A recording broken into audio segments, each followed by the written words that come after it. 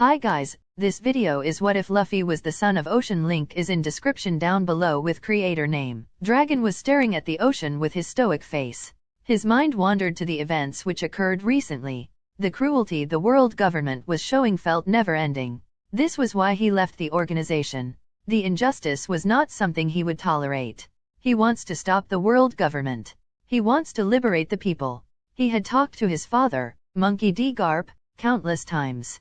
He had screamed at him so that the old man knew what was happening, even if he knew some. But the only thing he got in reply was, "It's my duty that I'll choose and the justice of my will that I will follow." 5. He knew that Garp was not responsible for the events that occurred in O'Hara, Flavance, Baitrilla, and many such places. But he couldn't forgive those who knew the truth but chose to be silent, chose to turn a blind eye towards it. He hated people like that. But he always felt that his father knew something which he didn't. It always unsettled him. The last time he had met Roger, he had offered him protection. He had known about his incurable disease. He knew about the man's quench for adventure. He knew his love for the sea. But the man said something which left him thinking about how much he knew. "I'm not the one who will change the world. Someone will come soon, who will shake the world to its core and unravel the truth for the world to see." Roger had laughed it off when Dragon had asked about the Void Century, saying that the Chosen One will have all the answers to his questions. Dragon refused to ask any questions further, but regretted when he heard what happened in Baitrilla. He would have loved to save the unborn child from the wrath of the Navy, but all he could do was regret and feel sad when the news of women and infants getting slaughtered reached him. "I'm not the one who will change the world. Someone will come soon, who will shake the world to its core and unravel the truth for the world to see." Roger had laughed it off when Dragon had asked about the Void Century, saying that the Chosen One will have all the answers to his questions. Dragon refused to ask any questions further, but regretted when he heard what happened in Baitrilla. He would have loved to save the unborn child from the wrath of the Navy, but all he could do was regret and feel sad when the news of women and infants getting slaughtered reached him. On instinct, Dragon stepped back as the waves licked the blood from the railing and deck, leaving a baby, who was sleeping with a smile on his face. The sounds of drums were getting louder and louder with the soft melody that the winds were playing right now. Calm waves were dancing in the ocean, and in the middle of this, he saw the baby opening his eyes slowly and staring at him. Dragon's breath was caught in his throat as he saw the baby stare directly into his eyes. It felt as if he knew, as if it was seeing through his soul. It was a joke. It was a joke to think that the world's most wanted criminal was scared of a little baby, which looked too adorable. Dragon gulped when he saw the baby suddenly smile, his smile reaching his eyes, which was almost impossible. He would have called it creepy, but the adorable squishy face had no such thing. Plus Dragon didn't know when he moved, when he held the baby in his arms and when a smile on his own face came up.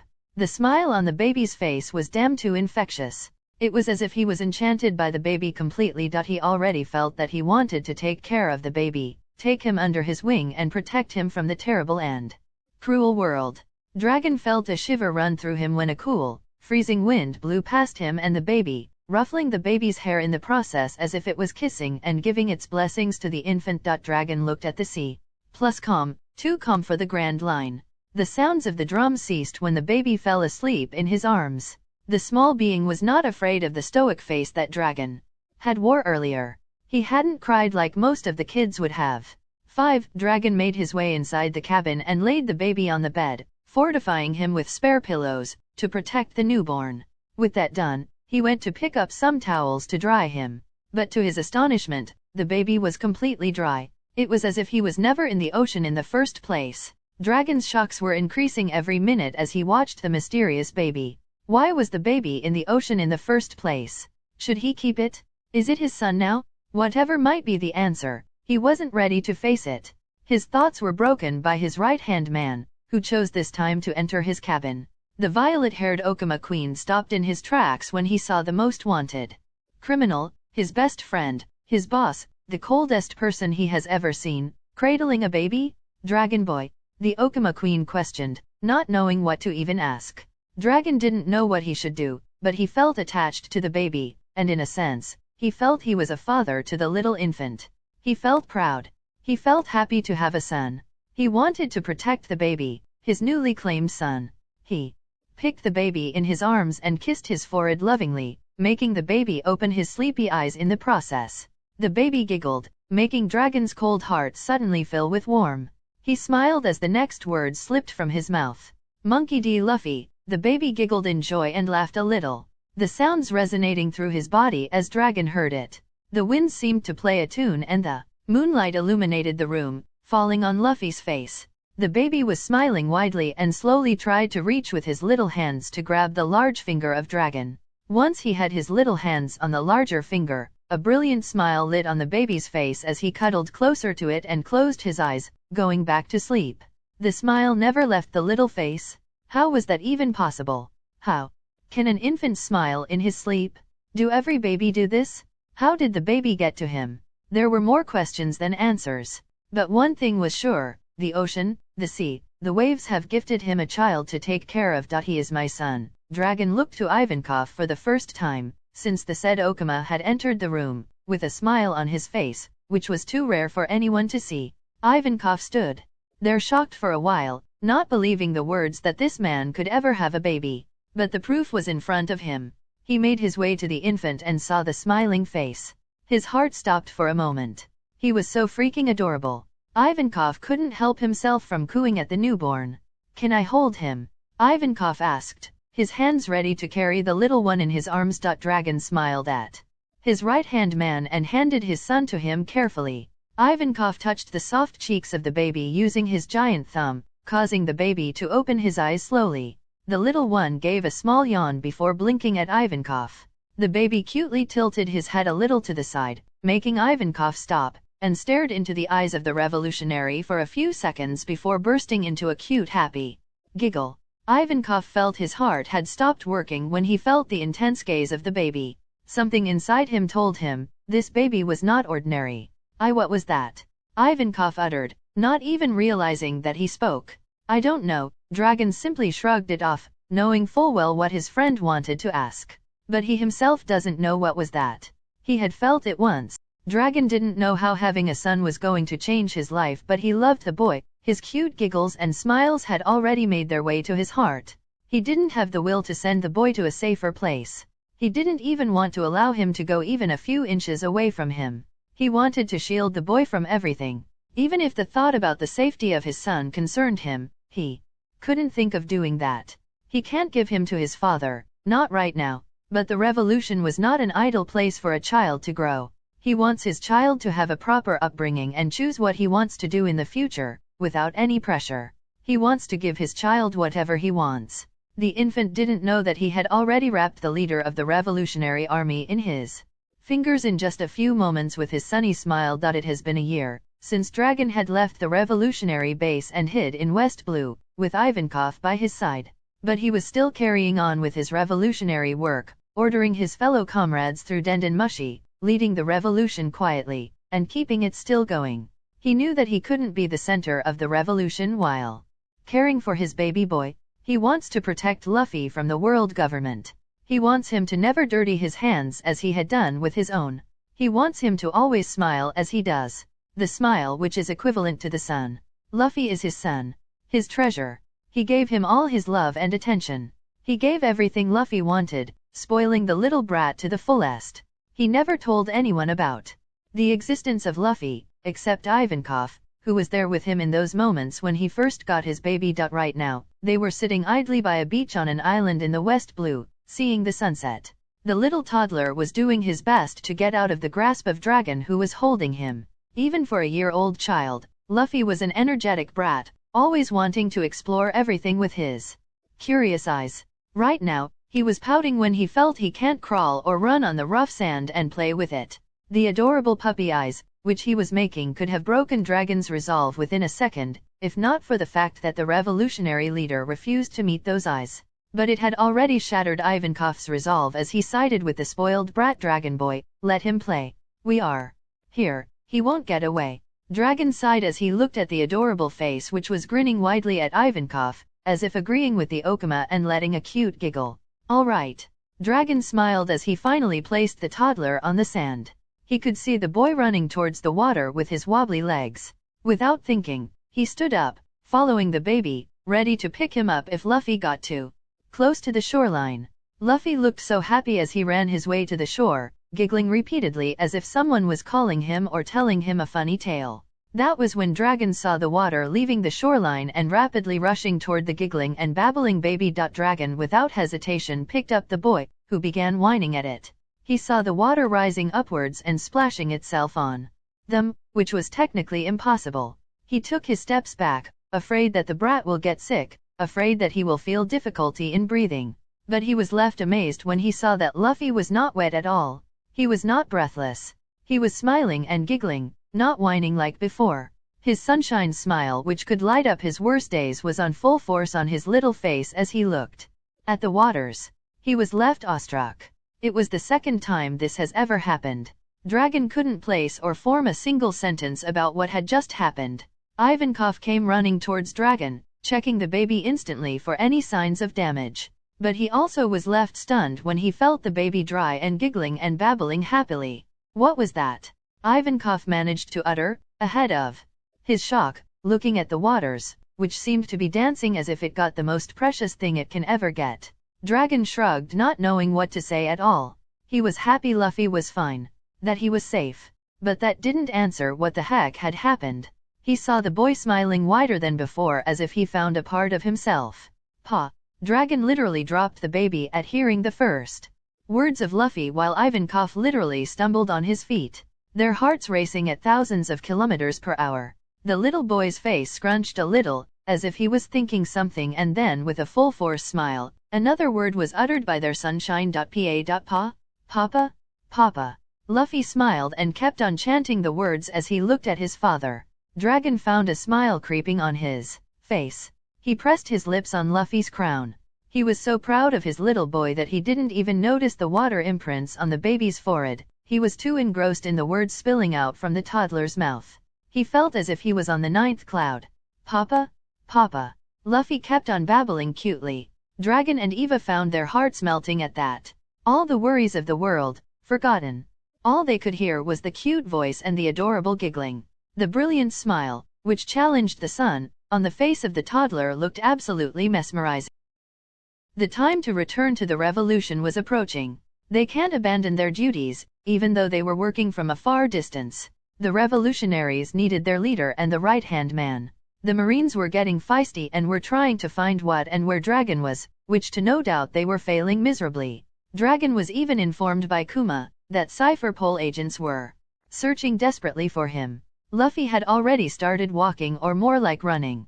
He was an energetic brat, never getting tired of anything. Even Dragon and Ivankov sometimes couldn't keep up with the toddler.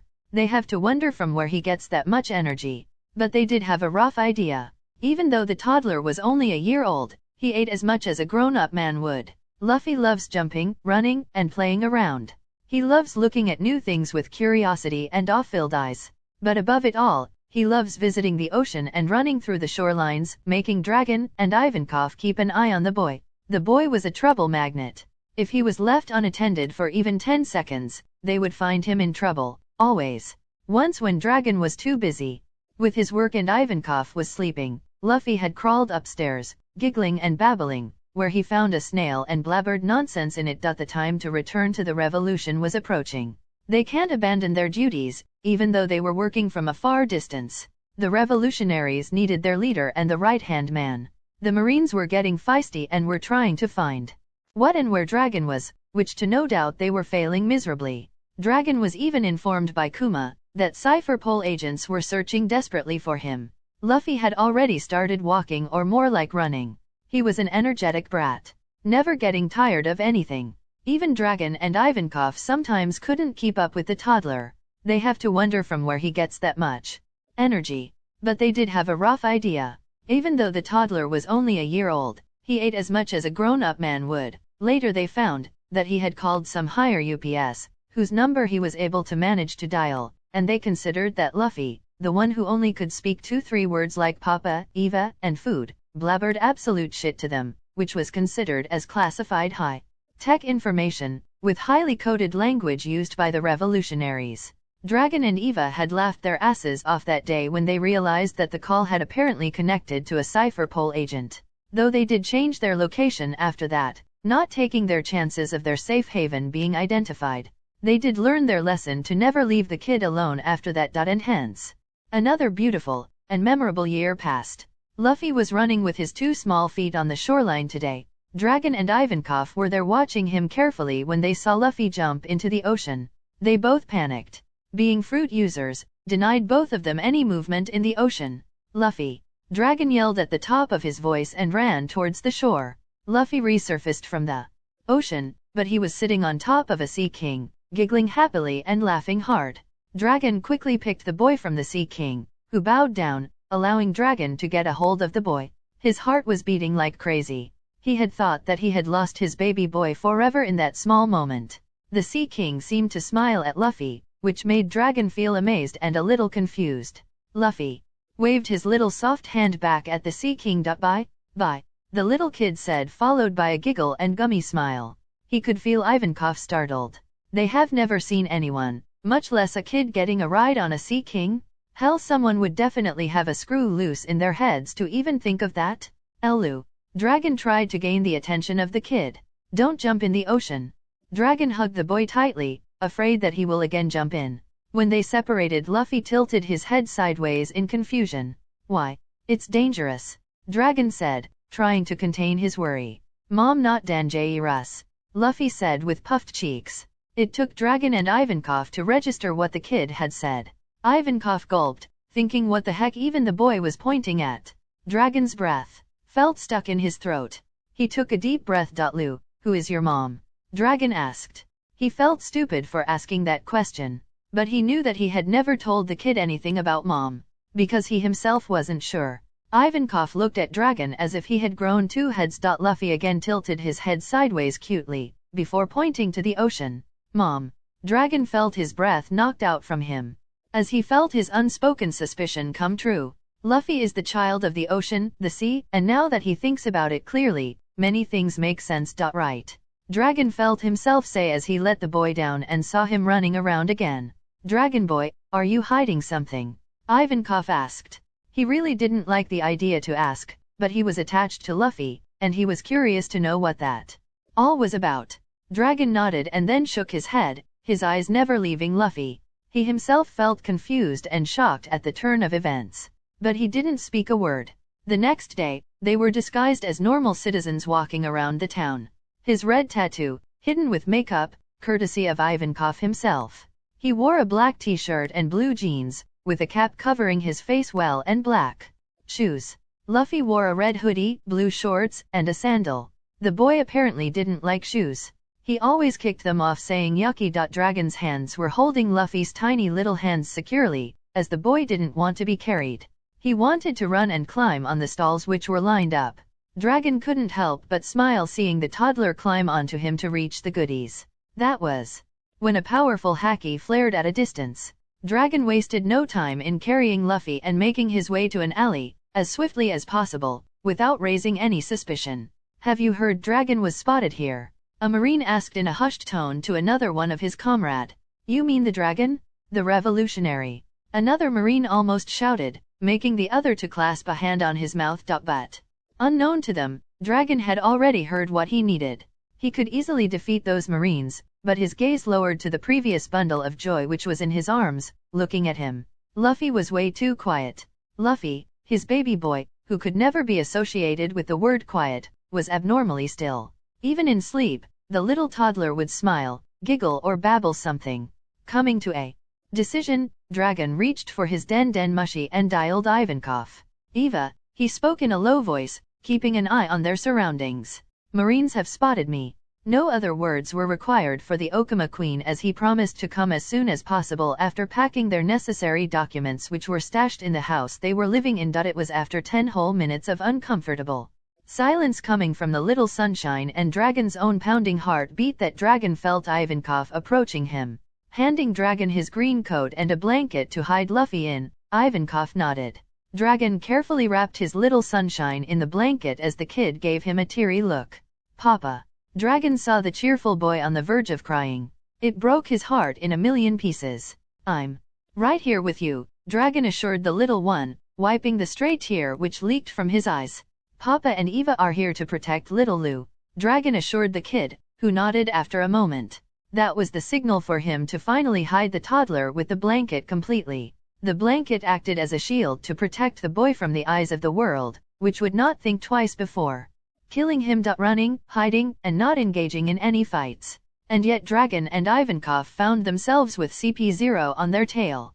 And if that was not enough, then the killing attempt which Dragon felt aimed towards him made him hold Luffy closer in his arms. All Ivankov shielded them with his own body, disguising Luffy as if there was no baby but a couple of documents in his hands. He only attracted the bastards who aimed at the little kid when they realized that catching them was impossible. They thought that destroying the important documents Dragon was holding would give the Revolutionary Army good damage.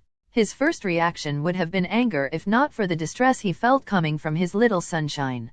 Dragon's instincts told him to run that day. The bastards were aiming for his son, who was crying silently into his chest, scared of the sounds of the gun and the hollers of the agents shouting at them. He was too scared as his little couldn't understand what was even happening. For the first time in his life, instead of facing his enemies and his adversaries, Dragon chose to run. To protect his son. Because his son mattered more than anything in the world. And so he did, with Ivankov. He did, making the agents miss their mark. It took a day to lose the world government agents and it was a bitter retreat. But Dragon won by not giving up Luffy's existence. A very close call, which would have killed his son. But there was the bitter reminder that he wasn't able to protect his son completely. His son was not safe with him. That made his chest bleed with pain. It was a very close call. A bitter truth which he was forced to acknowledge right now, that Luffy wouldn't be safe with him around. That Luffy should not be raised in a middle of revolution which he was working for. That day's incident was enough for him to realize that he couldn't give away Luffy's existence to the world government, who would keep the freedom-loving boy behind the ugly shackles and use him as a coin against him. This was the reason in the first place that he hadn't ever thought of marrying or have fallen in love. That was the reason he had never thought of becoming a father. That was why he had given up on his last name. No one knew his whole name except for a few, but after gaining Luffy things changed for better or worse. His little sunshine had made an irreplaceable place in his heart in just a moment of time. He couldn't even imagine living a day without him. He could only see two options before him right now. Either he should keep him and have more close encounters like this, or let the kid grow like a normal kid away from war and free to choose what he wants. The latter seemed far more better for the baby who was sleeping peacefully right now. Garp. That was the only name coming in his mind as he thought about the future. But his father would know in an instant after seeing Luffy. He always seemed to know much more than let himself show to others. But that was the only safe option for him left. Grabbing the nearby Denden Mushi, he dialed a number, which he thought he never call. Click. Vice Admiral Garp here. The snail spoke. Dragon could hear the crunching noise coming from the snail. Relishing in the background noise, remembering the familiarity. Looking at his sleepy son who got up, rubbing his eyes, his determination solidified. It's me, Dragon replied in a soft tone. Garp was a bit stunned to see his son smile. He had not seen him smile ever since the day when he had thrown away the Navy uniform after finding out about the horrible crimes of the world government. It was a huge shock for him. But he steadied himself as he frowned. Why did you call me, brat? Garp asked, trying to sound annoyed as he masked away the feeling of happiness he felt by seeing the snail smile. What he would not do to see Dragon smile again? Though they were on opposite sides, he was still his child, his very own blood. I want to ask you a favor, Dragon said, his eyes never leaving the baby who was blinking his eyes innocently. I want you to raise my child. Dragon spoke, gulping down the sob which threatened to pour through his throat. He didn't want to give Luffy away, but that was the right decision. What? Garp shouted, feeling a mixture of emotions flowing through him. It hit him hard. The first emotion he felt was of shock, then it changed to happiness, and it lastly changed to panic. Where are you? Garp asked in an urgent voice. He knew if the kid was revealed to the world, then he will be hunted without mercy. He would be used against Dragon. It would be Bartilla once again. He can't let that happen. Not when he had already seen one bit Rilla. I will send you the coordinates. That was all Dragon said before disconnecting. The last days with Luffy were bittersweet. He knew their time together was coming to an end, something he had never even thought of. He saw Ivankov getting sad at the idea. He knew he even was attached to the boy. The most shocking thing was that Dragon felt that Luffy knew that something was about to happen. Whenever the thought of being absent from the life his very own kid came up, Dragon would get sad.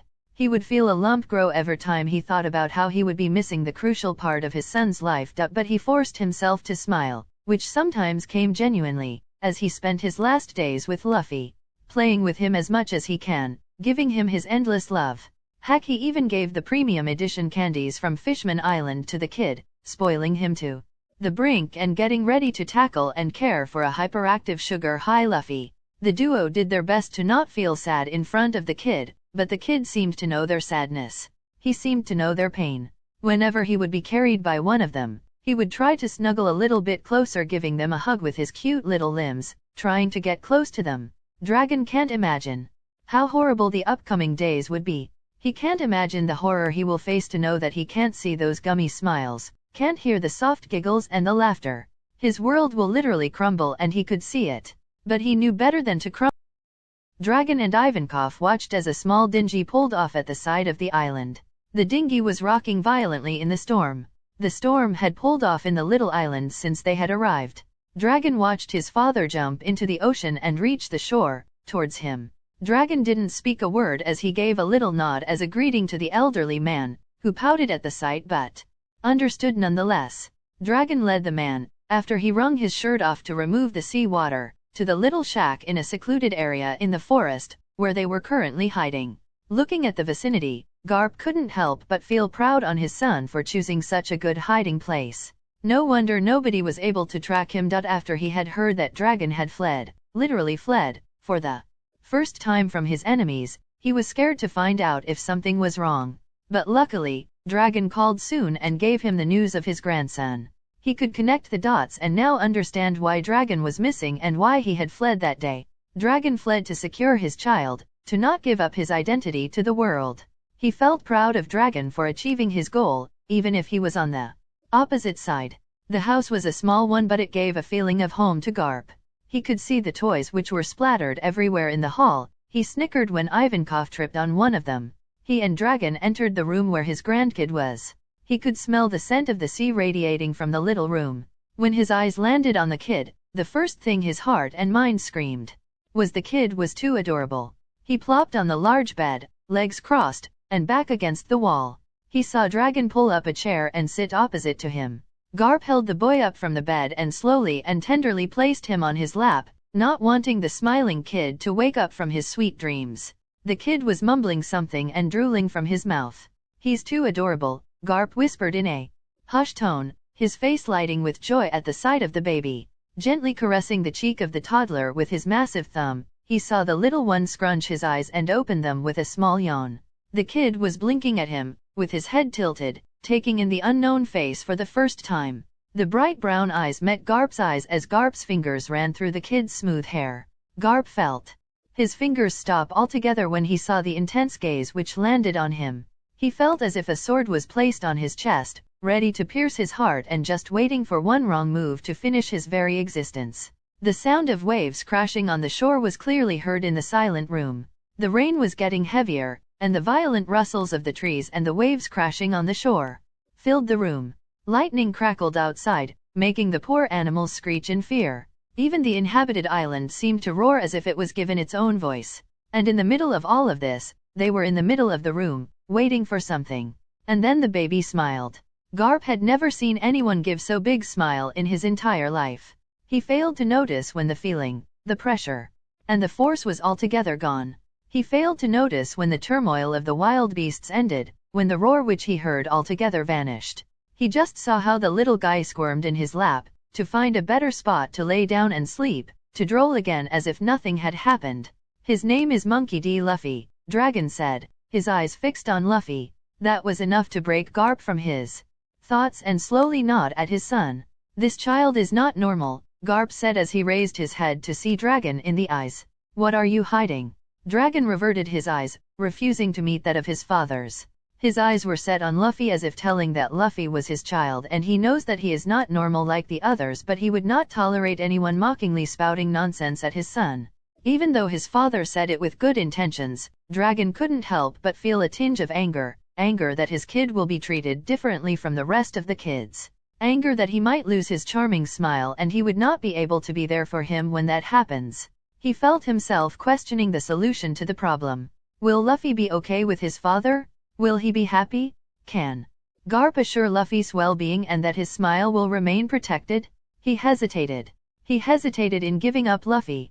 He didn't want his son to be far from him, but he knew he had to steal his heart. But his heart refused to do so. Only if he had any other choice to keep his son safe and with him. The silence in the room was awkward. The tension increased in the room as Garp looked at Dragon. And then the toddler sleeping on his lap. The kid was like the sea, which could be calm and gentle before it stormed and took out countless people from their miserable life. I don't understand myself. Dragon uttered the word, his nails digging deep within his palm, making blood draw from it. He gritted his teeth harshly. He couldn't let his heart make a decision over his better judgment. Explain from the beginning, Garp said, his eyes on the blood trail which stained the green cloak of his son. Dragon tried taking deep breaths. Still today, he doesn't believe what happened that day on May 5th. He still feels uneasy about accepting it as the truth. But the very proof of all of it laid on the lap of his father. It was on May 5th, when I was out on the deck, thinking about the cruelty of the government.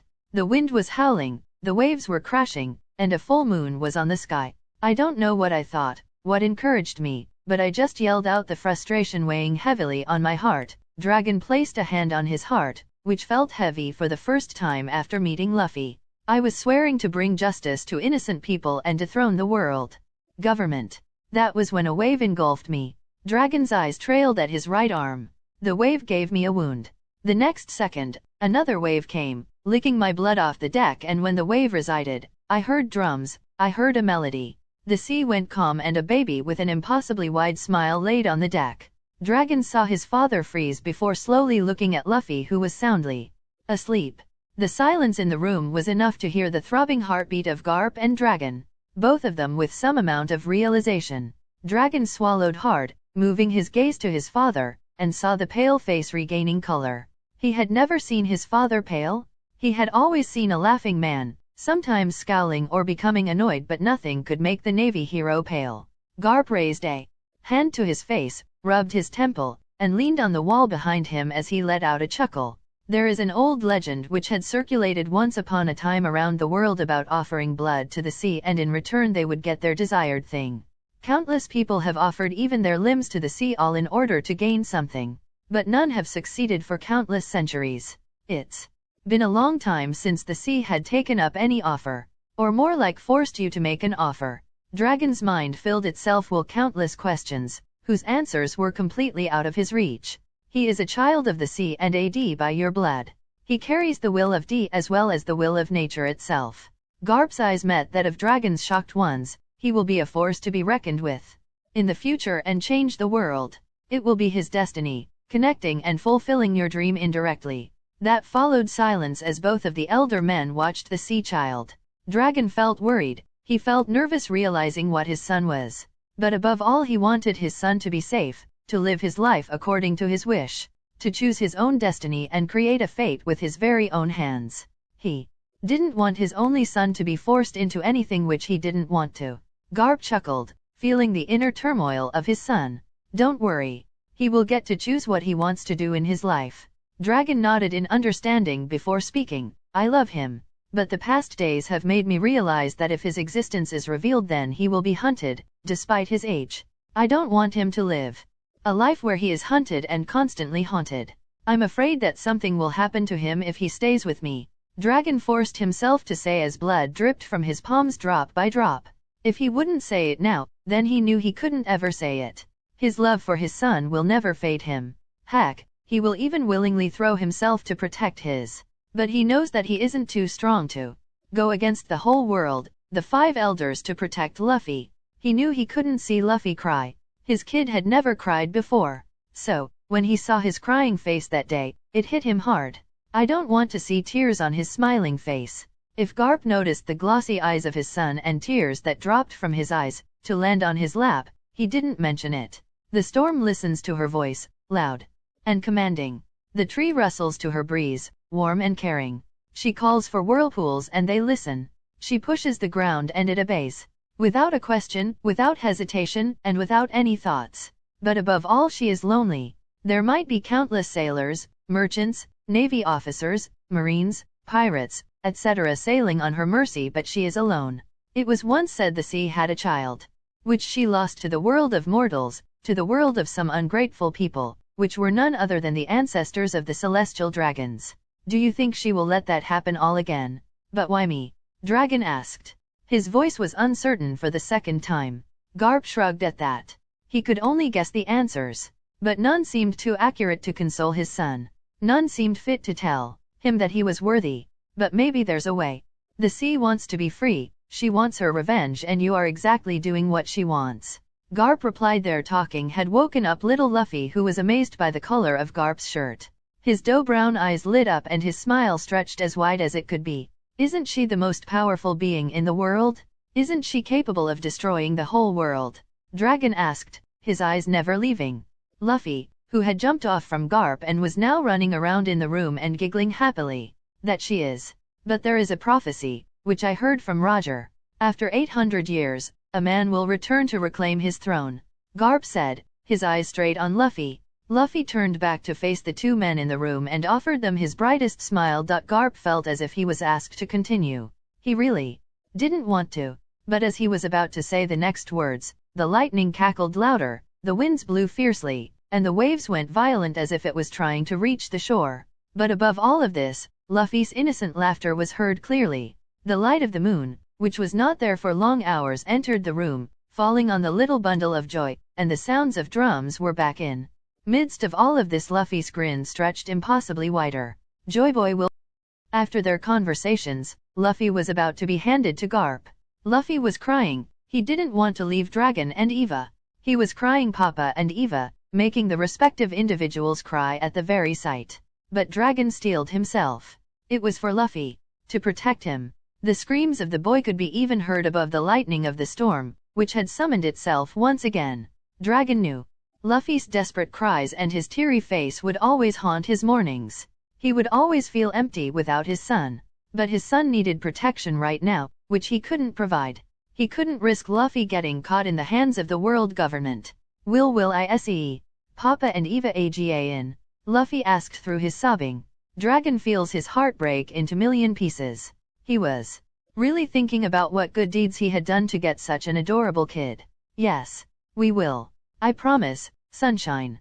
Dragon said as he cradled the kid tenderly. He slid a silver-colored chain, which had a red prism hanging from it, into Luffy's neck. He opened it to show Luffy his, Iva's, and Luffy's picture. A last souvenir for him to remember his days with them. Luffy looked at the picture and started crying again. Keep it to yourself, Dragon said. Do not show it to anyone, okay? Dragon spoke softly, making Luffy stiffen that upper lip of his and nod his head. He knew he was risking a lot, but his son deserved to remember his dad and Eva. He deserved to have the pleasure of seeing the picture when he missed him. So, he had made careful arrangements for it by making sure that no one would ever suspect a picture inside the pendant if they didn't know what they were looking for in the first place. Ivankov gave Luffy one last hug before Dragon nodded hesitantly and took heavy steps toward his dad. He gave the wailing boy to his dad, placing stones on his heart. He kissed the boy on his forehead. Luffy sniffled, trying to stop himself from crying that moment. But when he detached from the boy, the wailing started soon enough. He couldn't risk his son. He heard the desperate wailing, cries and screams for him. He felt helpless. He ran his way to his cabin, locking himself, crying out his eyes from the detachment of his dear son. He knew he had to strengthen himself for the upcoming days without his little sunshine, but it was making his heart crack. He promised himself, though his tears, that he would make a world where no one had to feel this again. He would protect Luffy in his own way. He would protect him always. And they will meet once again. He will keep his promise. He will visit Luffy. After all, he can't just go and abandon his kid forever. He can't just go and leave his sunshine alone. Otherwise he will get lonely. He has to make sure that his sunshine is treated properly. So, he will visit him when there will be time, hiding from the government. But before that, he had to put the government bastards in their rightful places. They were growing too much feathers by flying to the countries and ruling them against their wishes. He had to put them down for good. He and Ivankov returned to the army after a week. If anyone noticed how stressed they were, or how sad they were, they didn't question them. Dragon jumped into his job with fervor, with a want to destroy the institution that made him give up his son for a better life. He would do his best and overthrow the world government one day. He had never been fond of clicking photos with his son, but in the last few days he had clicked some. To remember him, he ran his hands through the wide smile, reminding him what he gave up and what he had to do to achieve his goal. The world government will regret it. It will crumble under the heat of the fire of the world itself. It was evening, and the poor babe had already fallen asleep. The toddler kept on crying for his dad throughout the journey, which made Garp constantly trying to keep him busy. He gave him some of the toys which Dragon had packed for the kid, but he kept on throwing it all over, only demanding for his dad. Some even fell in the waters, but due to the waves they were thrown back to the small dinghy. His grandson also kept on trying to jump off the dinghy, but Garp wouldn't let him. He couldn't just lose the adorable baby. Garp looked at the sky. It was less cloudy now. There were no dark clouds, no heavy storms, and howling winds. If someone else would have seen them, then they would have probably accused the storm for making the toddler cry, but it wasn't that at all. Garp knew what was happening. He knew that his grandson was going through the painful separation of the possibly first person he had ever seen in his life. Garp knew this pain. He had felt it always when he had to leave Dragon in the Fuchsia village for his betterment. He was familiar with the ache of separation from the loved ones, but it was for the kid's betterment. Soon, the tranquil night summoned itself. The bright moon shone in the sky, calm waves were rocking the little dinghy, and the winds seemed to be whistling a lullaby. In the middle of these, Garp had fallen asleep when he saw themselves enter a calm region. He had let the anchor down and slept holding his grandson without a care. Luffy woke up and the first thing he searched for was his dad. He sniffled a sob and remembered his father's last words. His tiny hands held the small trinket his dad had given. He opened it to see his dad, Eva, and him. His lips wobbled at the memory and the sight. He tried stopping the sob, but the toddler couldn't hold the tears, which followed relentlessly from his eyes, and the wails which tore from his throat, falling to deaf ears of a certain someone. A transparent watery hand was placed at the small boat, making Luffy cry harder as he sat there bawling his eyes. A small smile formed on the mysterious figure's face as a wave brought her baby in her arms. Luffy cried harder, holding on to the watery neck of his mom, seeking comfort. That was enough for the mysterious figure to take the baby with her to the ocean, where she brought little fisheries and other inhabitants of the waters near the dinghy to console the crying child. A moment ago, Garp heard the splash of water, which was enough to jerk him awake. He was alone on the boat. He was freaking alone. His grandson was nowhere to be seen. He panicked. It was his first day with his grandson, and yet he had managed to kill the boy. Without thinking anything, Garp jumped in the ocean, and the sight left him speechless. His grandson was playing, running, laughing, and freaking talking in the sea, and various kinds of sea creatures were surrounding him, none of which even dared to see the little kid with hungry eyes. Garp was amazed by the sight. He didn't even know how long he was there swimming, looking at the crazy scenario. He dived up finally, when he felt his lungs reached to their limits. He couldn't just comprehend what he had just witnessed right now. The relief of his grandson being safe calmed his pounding heart which was on his throat. The gears of his mind turned in a rapid pace. What is Luffy? It did make sense that Luffy could be in water and play there, cause the water itself is his freaking mom. But if Luffy was the son of the sea, then what is Luffy? A demigod or what? A part of his mind remembered his best friend's words, but it still didn't make much sense. I heard Roger talk about this, but it can't be. Luffy's no deity. Garp's mind shrieked. When Makino first saw the crying boy attached to Garp, her heart broke. She just couldn't understand why the adorable tiny boy was crying. Garp was pouting, holding the boy close to his chest, letting him sob. The boy had been crying since the last week when he was separated from his dad, only stopping his wailing at the sight of food or candies. Why is he crying? Makino asked, not able to hear the heart-wrenching sobs. Garp frowned. Papa. Luffy let out a choked sob, as he tried to rub his eyes with his tiny hands, messily. That was so cute.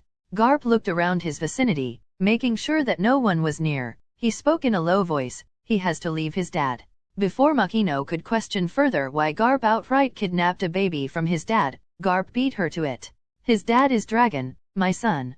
Makino gasped, finally understanding the situation and apologizing Garp in her mind of even thinking him of as a kidnapper. Dragon. Luffy asked as he raised his head for the first time from Garp's chest and blinked away the tears. His hands automatically went to the red prism hanging from his neck, hidden from everyone's sight by his shirt. Garp nodded at him. Why don't you introduce yourself to Makino? Garp asked, trying to avoid the topic. Luffy messily rubbed the remaining tears from his glassy eyes as he looked at Makino. The same soul-piercing stare. Makino automatically took a step back, as her back hit the bar counter. The ominous feeling which she felt made her scared. She felt nervous meeting the brown eyes of the toddler. She was certain that the boy's eyes turned to scarlet golden for a second. Her breath was in her throat, waiting for something to happen. It seemed like hours had passed by, when a smile impossibly wide was blasted to Makino in full force. That was the moment when Makino felt that she would do anything to keep him smiling this way. Nika. I'm Nika. Those 3 words were enough to make Garp freeze. His eyes turned to Luffy in horror, as he was quick to detach the toddler from his chest and plop him on the counter of the bar. Garp's unspoken horrors were coming to life. What did you say? Garp's chest was pounding, his heart was beating rapidly. Luffy tilted his head before again speaking the word, but Garp was quick enough to stop him from uttering a single word out. Your name is Luffy. Monkey D. Luffy. Garp recited, trying to drill the name into the toddler's mind. Luffy tilted his head again, seemingly not understanding the issue. If it would have been any other time, Garp would have to stop himself from not cooing. Why? It seemed like the small brain couldn't handle the name well. What did your dad call you? Garp was ready to trash his son if he heard that he called him Nika. But he knew that was not the case. As if it would have been, then Dragon would have told him about that. But he hasn't, which means he himself doesn't know about this? Elu. Luffy sniffled a sob again, as he was reminded once again of his dad. Garp ruffled Luffy's hair softly, giving Makino a side glance. He could see that the lady was confused, yet quiet. How about we call you Lu? Garp asked, trying to prevent him from any future dangers. Luffy seemed to tear up again. No, Luffy whined, wanting to only be called Lu by his dad or Eva. Luffy. Garp nodded, unbothered by the logic of the kid. You hungry, brat? Garp asked, and as a clue Luffy's stomach rumbled, making Garp and Makino laugh and Luffy pout adorably. Makino served Garp and Luffy and saw the kid struggle with his fork, mostly trying to figure out what he was supposed to do with it. He looked so damn cute. In the end, it was Makino who fed Luffy, with Luffy enjoying the company of the barmaid. It has been 6 months, 6 freaking months, since Dragon had not seen the cheery sunshine smile. Since he had not heard any giggles of his son. Since he had not heard his son babbling all about what he has been doing. It felt like years had gone by since he had not read story books to his son at bed time. Dragon took a deep breath, calming himself. He saw the papers lying on the table. Another kingdom on the verge of civil war, another kingdom in the verge of destruction, another kingdom where people will have to pay the price of the Marine's selfish deeds. And in mid of this, Dragon can only graze his hand on the sunny smile of his son. The government was relentlessly searching for him. They were using his previous disappearance from the front lines as an opportunity to find more about him, of where he had been and what he was doing. They were trying to find out why he had not been active like the others who had spread out all over the world, gathering allies and helping countries who were on the verge of collapse. Some Marines even were thinking that Dragon was bored of his little game and ran away. They were questioning why was he back again? Dragon didn't care about those rumors. He could only think about the addicting sunshine grin which he was used to. He could feel his attention span decreasing at an alarming rate and him hearing Luffy's voices everywhere. When he would see a kid near the age of Luffy, then at the moment all he could think of having his little son in his arms. His close friends could already tell something was wrong, and yet only Ivankov knew what was going on. The Okama Queen had kept himself busy with his old friends and causing revolution, but he too missed Luffy. But Dragon's grief was much more than he could even imagine. Ivankov had enough when he was telling about another kingdom falling into chaos, making Dragon bang his fist on the table. Dragon was losing his calm exterior, and with each heinous crime of the world government his temper was rising. Dragon. Ivankov hated seeing him this way. Go visit Luffy. He gave a smile to Dragon when the man looked at him with shock. I and Kuma will handle here till then. Dragon bit his lips, before looking at the man with gratitude in his eyes. He was amazed how well he got read by him. Thanks Eva, Dragon whispered as he made his way to the railing, mentally promising to thank Kuma after returning. With that, he disappeared with the winds. Being wind itself had its benefits. Dragon wandered through the high town looking for gifts to pick for his kid. What would Luffy like? His mind kept on questioning him as he walked through various stores. He knew his kid better than anyone. He knew his passion for scribbling, his love for sea and adventure, stories, and food. That made him pick up some delicacies, a storybook which contained more picture than anything and a stuffed tiger which he knew would be loved by his son. He crossed the forest which came in the path to Fusha village. Last time he had been here, he was terrorizing Dotton and the animals. It was fun, remembering those days and walking through the familiar paths. He hadn't warned his dad of his arrival. He didn't need to earn him by asking where he had taken his kid. Knowing Garp, he might have left him to either Dotton or Makino. He was proved correct when he entered a certain bar and was met by Makino, who was cleaning the table, looking young and lively as he had seen her the last time around. His eyes roamed around the bar to finally look at the black-haired toddler who was leaning on to one of the bars with colors in his hands. He could see Makino watch him curiously, watching every movement of his like a hawk until he removed his hood. It only took a second for her to realize who he was. She smiled gently at him, as he continued to sneakily approach his kid. Standing behind the kid, who was mesmerized in his drawing, he could see a green blob with red and skin colored on the upper part, a violet-colored blob nearby, and in middle of those he could see a bright red blob with a wide grin on his upper half. The background has sea and he could see a blue-colored blob more likely used to take the appearance of a human. There were even trees and wind which were scribbled on the paper. That made him chuckle, and notifying Luffy of his presence, who turned around at once at the familiar sound. Giving the widest smile as he could, Dragon opened his arms for the boy, whose eyes widened and started turning glassy. Papa! The boy shouted at once and launched in his arms. Despite the tears which leaked through his eyes, the boy looked too happy. Hello Lu, Dragon softly spoke to the boy, whose hold on his coat tightened, making Dragon realize that leaving the boy would be difficult. His sunshine smiled with glee, hastily removing the stray tears, despite his wobbling lips. Lu didn't cry at all. Luffy bravely spoke, before his eyes gained a glassy shimmer. Lu missed Papa. The boy sniffled. I missed you too, my sunshine. Dragon spoke, hugging the boy to his chest, who sniffled, trying to wipe his tears once again with his little limbs. It felt so assuring to have the kid in his arms once again. It felt as if the void inside him was finally filling up. I am so proud of my little Lu. Dragon tried to console the boy by rubbing his back, before adjusting him in his hips and presenting the gifts which he had. Papa? Papa. Luffy grinned wide as he clutched the sleeve of Dragon's coat tightly in his tiny fists and started pulling them out of the bar. Lu wants Papa to meet Lu's friend. I would love to. Dragon grinned back, ruffling the hair of the excited kid. They walked towards the shore, all the while Luffy babbling about his new friend. When they finally reached the sea, an enormous sea king emerged out of the ocean. Without thinking, Dragon rushed to his son, who was way closer to the Sea King for his liking.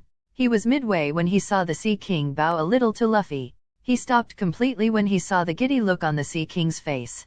That was the time, he remembered the first time when a Sea King had came out of nowhere and haven't harmed Luffy. His mind supplied, how the Sea King was a part of sea, a part of the sea goddess herself, which directly indicated that it's a part of Luffy too. This is King. Luffy excitedly introduced his friend. King was the only one who wanted to be friends with Lu. Dragon could feel the sadness in his kid's voice. Now that he really thinks about it, he had noticed how the small kids stayed away from Luffy like plague. It was almost as they feared him. And if some didn't fear, then he could see the angry, pissed off look they sent to his little sunshine. Dragon hugged his kid. He wanted him to be safe and happy when he had decided to send him away in the care of Garp, but never had he thought that he would turn out to be lonely. Luffy was the child of sea and AD. With his energetic and supernatural strength, he probably had unknowingly scared the kids away. He prayed to whatever gods which existed for Luffy to make many friends in the future. He saw how Luffy talked to his friend in his arms excitedly, throwing his limbs astray with each expression. It honestly looked funny, bringing a smile on his face too. Even when the little menace started yawning, he would bounce back and start jumping up and down, and talk to King, who seemed happy to indulge with Luffy. Today was the day that Dragon got one more piece of puzzle, which Luffy is. Sea kings are attracted to Luffy and he can apparently talk to them. It is a fun to solve the puzzle which Luffy is, without asking him too much. If he wouldn't have known who his mom was, he would not let him go anywhere near the waters when he himself couldn't swim. After Luffy was taken away from him, the sunset never seemed enthralling to him. But today, the way the light distributed itself over the watery horizon, the clouds which hanged on the sky, tinted red due to the setting sun, the sun which illuminated the water bringing out the hidden colors looked soothing and mesmerizing. Everything looked too splendid and breathtaking. The setting sun called sleep to the energetic brat who plopped on his lap, tired of today's activity. He saw the Sea King bow once again before leaving them alone. The sun rays brilliantly fell on the toddler's face, making the boy look just like the sun. Picking his son gently in his arm, to make sure that the boy doesn't fall, he headed to Makino's bar. The kid woke up in an instant when food was mentioned. He fed his little sunshine, taking in every word of adventure which poured out of the boy's mouth of going after beetles, chasing rabbits, etc. Dragon wanted the time to stop. He wanted to have his kid with him. It had been too long since he was able to feed the little menace by his very two hands. But he knew that he needed to return and that would make Luffy cry. The boy was trying his best to keep his eyes open, and speak of what he had done yesterday with yawns between the words. That was a clue for Dragon to take the boy to bed. Let's get you in the bed, Lou, Dragon offered the smaller with a warm smile. Don't wanna. The boy whined, holding his father's hand tightly. Please don't go. Want Papa to stay. The boy whined, as if he had caught on what would happen if he went to sleep. Right now. It broke Dragon's heart, and he knew he would have to break it further soon when he did have to return to the revolution. It would break his own heart knowing that Luffy's would be destroyed, but there was little he could do. He wanted to be selfish. He wanted his son to stay by his side and always keep smiling, but he knew he couldn't do that. Not now, the very least, when he knew that his son can't be seen with him, not right now. I won't go, Dragon responded, thinking to stay just one more day. The next day, they played together in the fields and the beaches. He helped him reading the stories from the storybooks in the grassy fields under the sun. He bathed the little gremlin who kept on splashing water to him. One day turned to another day as Dragon couldn't bring himself to drop the inevitable. Days turned into a week and soon 2 weeks had already passed. He needed to return to the revolution, but the sight of Sun clinging to him more than before made him unable to say the parting words. With a heavy heart, he crouched to his son who had eavesdropped on his and Makino's conversation of how he had to leave.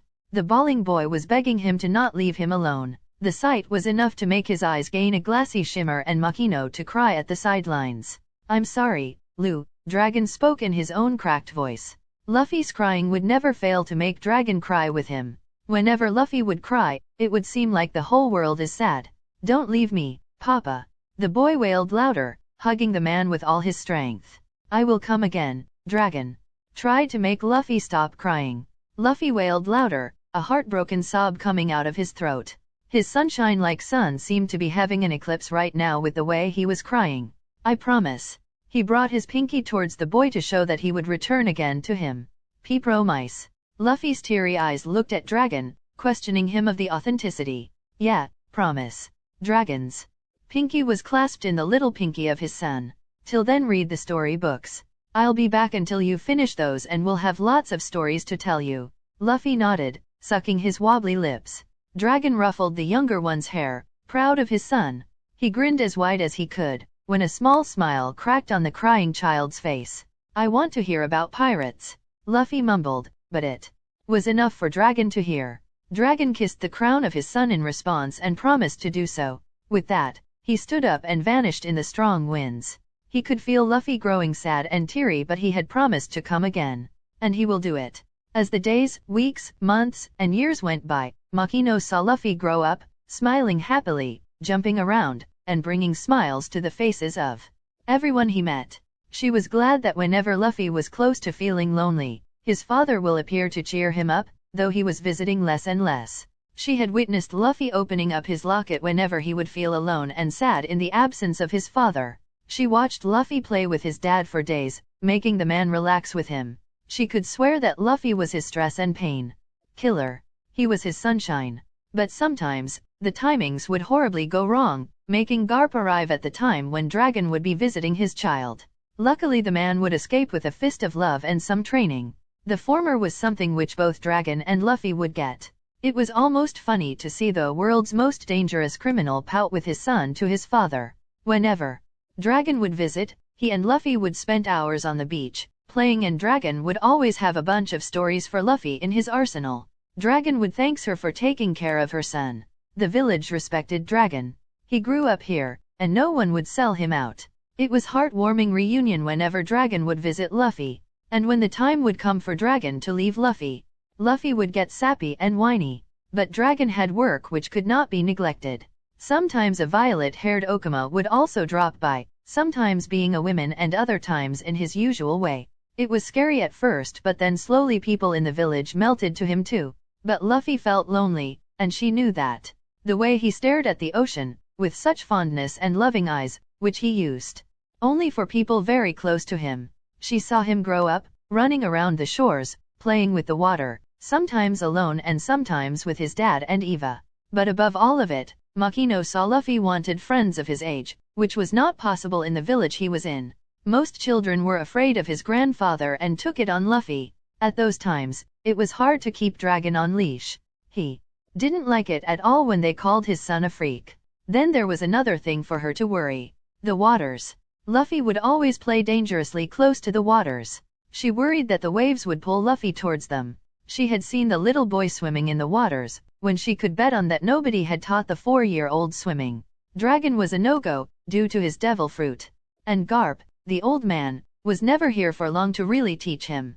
Seeing Luffy swim in the ocean, and the waves splashing on him, felt as if the little boy had bewitched the ocean to follow his beat. But nothing could make her feel less nervous, when Luffy would not thread through the waters to reach the surface after diving in for who knows how long. She would panic those times, making her run for the boy, only for the gremlin to come out giggling. Still, the giggle and the smile made her glad to know that despite the kids in the village refusing to play with him, the boy never remained sad for too long. He would bounce back and forgive them easily, like he understood them. That would make her wonder how he did that. She can still remember the day when the mysteries related to Luffy unraveled before her eyes. They were taking a stroll in the beach and Luffy wanted to play in the waters like every day. She had let the boy do as he pleased, not realizing that that day's date would haunt her for months. She watched as the Lord of the Coast emerged from the ocean as soon as Luffy got closer to the water. Without thinking, Makino ran towards Luffy. She didn't fear for her life, but the life of the little boy, who had made his place in her heart. All she could think that time was of Luffy, that she had to save him no matter what. But the next she knew, Luffy was sitting on top of the Sea King and petting it. She was beyond shocked. Her whole body was shaking like her heart which threatened to beat out of her chest. She called the little boy with trembling arms. She didn't even care about herself as she approached the Sea King without a single weapon on her person. A vague part of her mind made her aware that even with weapons she would not stand a single chance with the monstrous creature. Makino saw Luffy titling his head cutely to sideways as he looked at her eyes. The next she knew was that Luffy patted the Sea King's head, who bowed his head, allowing Makino to snatch Luffy from the crown of the Sea King. Makino slowly took one step back, a pouting Luffy in her arms and her eyes closely watching every action of the Sea King. She took another step back, and the next second she started running far from the shore. She didn't wait to see the Sea King already vanishing behind her. No, all she cared about was the close call which Luffy had. That was the day Makino made a mental note to not allow Luffy in those waters anymore. But before she can voice it with her shaking voice, Luffy beat her to do and declared that the Sea King was his friend with a look which spoke trust and promise. Makino didn't reply the kid as she held the boy tightly in her grasp and made a way to the bar. All she wanted to do was take Luffy somewhere safe, and make sure he is unharmed. She had nearly lost the little sunshine. She hadn't ever thought that the Sea King would be the friend which Luffy had been talking about for past years. She had chalked it to Luffy stuff, which normal kids even do, making imaginary friends. But she had never thought the truth would be this. It wasn't long after that both Dragon and Garp arrived and she told them everything, not sparing a single detail. She was apologizing to the duo of not able to take care of Luffy well. She even told them how the 4-year-old considered the Sea King to be his friend, which made the said celebrity pout and repeatedly confirm that King was his friend. At that, Garp had chuckled and told Makino to not worry too much. The reply wasn't enough to assure her. She had tried to keep the boy away from the waters, but Luffy would always manage to sneak past her. On the other hand, Dragon hadn't responded much but looked at the ocean as if that was the answer which she needed and nothing more or less. Poor Makino couldn't understand the father and grandfather duo for God's sake. Still, she learned to trust the Sea King slowly. It wasn't long that the other people of the village also came to know the reality of Luffy's friendship with the Lord of Coast. After this incident, most of the children stayed the hell away from Luffy, never even crossing paths with the said boy. Some dared to throw stones at him and call him freak, but Luffy only pouted at them, never crying even if he would get injuries. When she asked her about it, the boy replied that it wouldn't be fair if he fought them due to their strength difference. The answer left her baffled at the boy's wisdom, which was a once-in-a-blue-moon sight on the goofy little kid. The elders of the village tried to stay on the good side of the kid, so that they could pass the coast with ease and without having any encounters with the Sea King. That was the time when the boy tried to stay away from the villagers, feeling annoyed of their actions. He spent most of his days at the beach playing with water, sitting quietly as if he was engrossed in a beautiful tale. He listened to the tales his mother brought to him, feeling happy and loved. The soothing clam water on his skin would always remind him the happy times with his papa and Eva. The water would make him remind of his friends who were always ready to play with him. Staying in the water would never give him wrinkles as most people got with too long contact with water. His mom would often play with him, giving him a helping hand in playing pranks on everyone. He had even pulled off pranks on Mayor Woodslap. The scolding was completely worth the trouble, but Luffy was Luffy, who heard from one ear and forgot from the other. Luffy often wondered why he couldn't live with his dad and aunt like the old times. He even asked sometimes, but all he got in reply was that he was small and he wouldn't understand right now. He pestered his mother for an answer, but his mama only replied that someday he can stay with his family, with his loved ones once again. That would always make him feel better. He would be a giggling and laughing mess whenever his mother would fondly whisper the stories of his childhood. He huffed at some places where he did something incredibly silly or embarrassing and laughed wholeheartedly where he did something funny and made his papa. Garp and Luffy were at the beach where Luffy was playing with the sand and making sand castles. He looked happy and Garp observed the kid with keen and fond eyes. "Grandpa?" Luffy asked as he lifted his head from the so-called castle that he had made. He looked towards Garp with a gummy smile. Garp hummed as he asked him to continue. "I want to be strong," Luffy declared with determination. Shining in his eyes, Garp could see the sparkles of wonder. He could see the same resolution which he saw in Dragon all those years ago. "And why do you want to be?" Garp asked as approached the grinning kid. He saw Luffy thinking hard, with his face scrunched and turning red. Garp laughed at the antics of the little kid. "Do you want to be a marine?"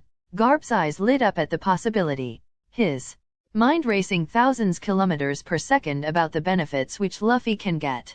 Luffy scrunched his face in disgust, and poked his tongue out before speaking. "I don't like marines." Garp couldn't help but reward him with a fist of love for his bravery. "You will become a fine marine," he said as he lifted up the boy and started advancing to the jungle for training. As long as Luffy's secrets will be hidden, he could help people by becoming a marine, Garp thought as he threw the boy before the monkeys. That same day, the sea seemed to be seething in anger, which had most of the fishermen of the village stay from the ocean. Makino didn't think much of it as she was serving her costumers, when suddenly the doors to her bar opened. Makino's eyes went straight towards to watch in horror, as Garp was holding a beaten-up Luffy who was covered in dried blood. Dropping all her work, Makino rushed towards the boy, horrified by his wounded self. "What happened?" she asked as she placed the boy whose left eye was swollen badly on his chair. "T-Train, ing," the little boy coughed out before taking a heavy breath. Makino glared at Garp, who ignored her gaze and whistled innocently. "I might have overdid it," Garp said or asked. "But throwing him off a cliff, making him fight the monkeys and tying him with balloons doesn't seem much training," the old man said before continuing. "He would be dine." Makino agreed with Garp on one thing. The thing which Luffy had gone through was not training. Hell, torture seemed a better way to describe what the 4-year-old boy had just gone through. Makino couldn't stop the occasional training which was going on and on. It didn't help when the training started getting more and more brutal. Whenever Garp visited, he left Luffy immobile or unconscious. She had protested at it, but all Luffy told that he wants that. He wants that hellish training to get stronger. From that day on, Makino could only tend to the wounds of the little boy and make sure that he recovered completely from the aftermath. Whenever Dragon would arrive at the times when Garp would be busy training Luffy, he would be petrified to see Luffy emerging from the forest with the help of a walking stick, or trying to climb a cliff to reach the top with him all bleeding over. Sometimes, the poor man had to pull his son from the air where he would be struggling to get himself out of the many balloons which were tied to his person by a thread. Dragon would always end up fighting with his father, angry on using such extreme methods on a mere kid. But Garp would listen to any of it, and would beat up his son in name of training the revolutionary leader. The worst was when Luffy would jump up all excited and ask to join in the training the two adults were doing. He would always declare that he wanted to be stronger. Dragon had asked Luffy about his obsession over becoming stronger one day after the training which the duo father and son got from Garp. Luffy declared with a bright smile that he doesn't want to be dead weight on anyone. That was the day Dragon realized that Luffy knew the actual reason why he had to stay away from him. He looked other side, as Makino patched the wounds of his son, who started telling Makino excitedly of what he had done that day. Dragon's eyes shone with new tears which he hid it with his palms of hand. He needed to change the things soon. No one should be that insane to agree for the hellish and brutal training which Garp offered. And Luffy definitely never deserves it. He knew that his son wanted to stay with him, but he couldn't take the kid away right now. He needed something which would assure him that his son would stay safe in Baltigo, that when he would not be there for him for some business, that Luffy would be safe and have someone to watch over him. Unknown to Dragon, he would be getting the reason soon enough. It was a peasant morning, when Makino felt Luffy missing. She chalked it to the boy heading to the shores all alone. So, she had gone to check on him when the boy didn't come for breakfast. She panicked the next second when she found the boy nowhere. She had ran all around the village, when she bumped paths with the mayor, who informed that he had seen the boy rushing towards the dock. Makino hurried to the dock, running as fast as possible to make sure that the little boy was safe. "Luffy, what are you doing here?" she asked at once, as she finally found the missing boy. "Someone's coming," Luffy answered in a sing-song voice. Makino wondered about who the person was, rather than thinking how Luffy knew. She decided to wait with Luffy there, not willing to leave the boy alone for now. Soon on the horizon a small speck was seen, which approached them faster and faster. Within 5 minutes, the flag of the ship was visible waving across on top of the ship. It didn't take a genius to realize that the ship was of pirates. Makino felt herself panic as looked at Luffy. She knew about Luffy's instincts and had learned not to question about it over time. But what if they were bad pirates? What if they would harm Luffy? She couldn't help but keep an eye on the excited kid. Soon sounds of parties littering on the deck of the ship and the cheers of the pirates reached the shore. A man with red hair and a straw hat approached near the railing to take a look at the island his crew had reached. But his eyes fell on a smiling boy at the shore. The moment their eyes connected, the red-haired man felt a jolt and spark running through his body. He felt himself losing his footing. He felt nervous for the first time in the East Blue. East Blue, the weakest sea of the world, made his heart pacing wild, all because of a little kid. He placed a hand on his heart, wanting it to start beating normally as he averted his eyes from the little boy. He felt another man approach him, confused at his actions. Before he could tell anything to his first mate, the pirate crew heard a squeaky voice. "Are you pirates?" The red-hair man saw the same little kid question him. He could see his smile turning into a little edged as he studied him. The man couldn't help but nod at the boy, which made the little boy give a smile which nearly blinded him. The smile was enough for the red-hair man, Shanks, to leap out of his ship and land on the deck. Shanks laughed, a smile on his face, as he approached the kid, studying him. He looked like a 5-year-old kid, who wore a white shirt with the words "Anchor" on it. Moreover, the blue shorts and sandals on his feet made him look scrawny and nothing like someone who holds a power which Shanks got a taste firsthand. "Dahahaha, aren't you afraid of us?" Shanks asked as he crouched down to the level of the kid. By now, Shanks was forced to realize that the kid was no normal kid. The black-haired raven titled his head sideways cutely, making Shanks want to stop himself from cooing at the boy. "Why should I?" the little kid asked. making Shanks laugh and ruffle the kid's hair. Not all pirates are good and some can harm you, kiddo, if you are careless. Shanks tried to explain, but the little boy pouted at him. Nua, my punch is as strong as a pistol. I can easily beat them up. The boy grinned as he punched the air. Shanks burst out laughing at the cuteness of the kid, clutching his stomach and fell on the ground comically. Yeah? Dahahaha, you're puked. Shanks laughed hard. Stop kidding, Anchor. He teased the boy further. My name is Luffy, not Anchor, stupid Shanks. The boy huffed before crossing his arms on his chest. Shanks felt himself stop laughing and sitting straight to look at the boy. He will admit that he was quite famous with a handsome bounty on him, but he didn't know that he was even famous in the East Blue. He felt his chest puffing out proudly. Come on. You gotta tell me your adventures. Luffy whined adorably and unknowingly using his puppy eyes at Shanks. Mom. Told you have lots of adventure to tell me? I wanna hear it all. Shanks was about to say something when a green-haired maiden appeared in his sights. At the first sight of the lady, Shanks felt his heartbeat stop for a moment. He saw the pretty lady bow to him. Hello there, my name is Makino. She offered him a kind smile. I have a bar not too far from here, if you and your men want to rest.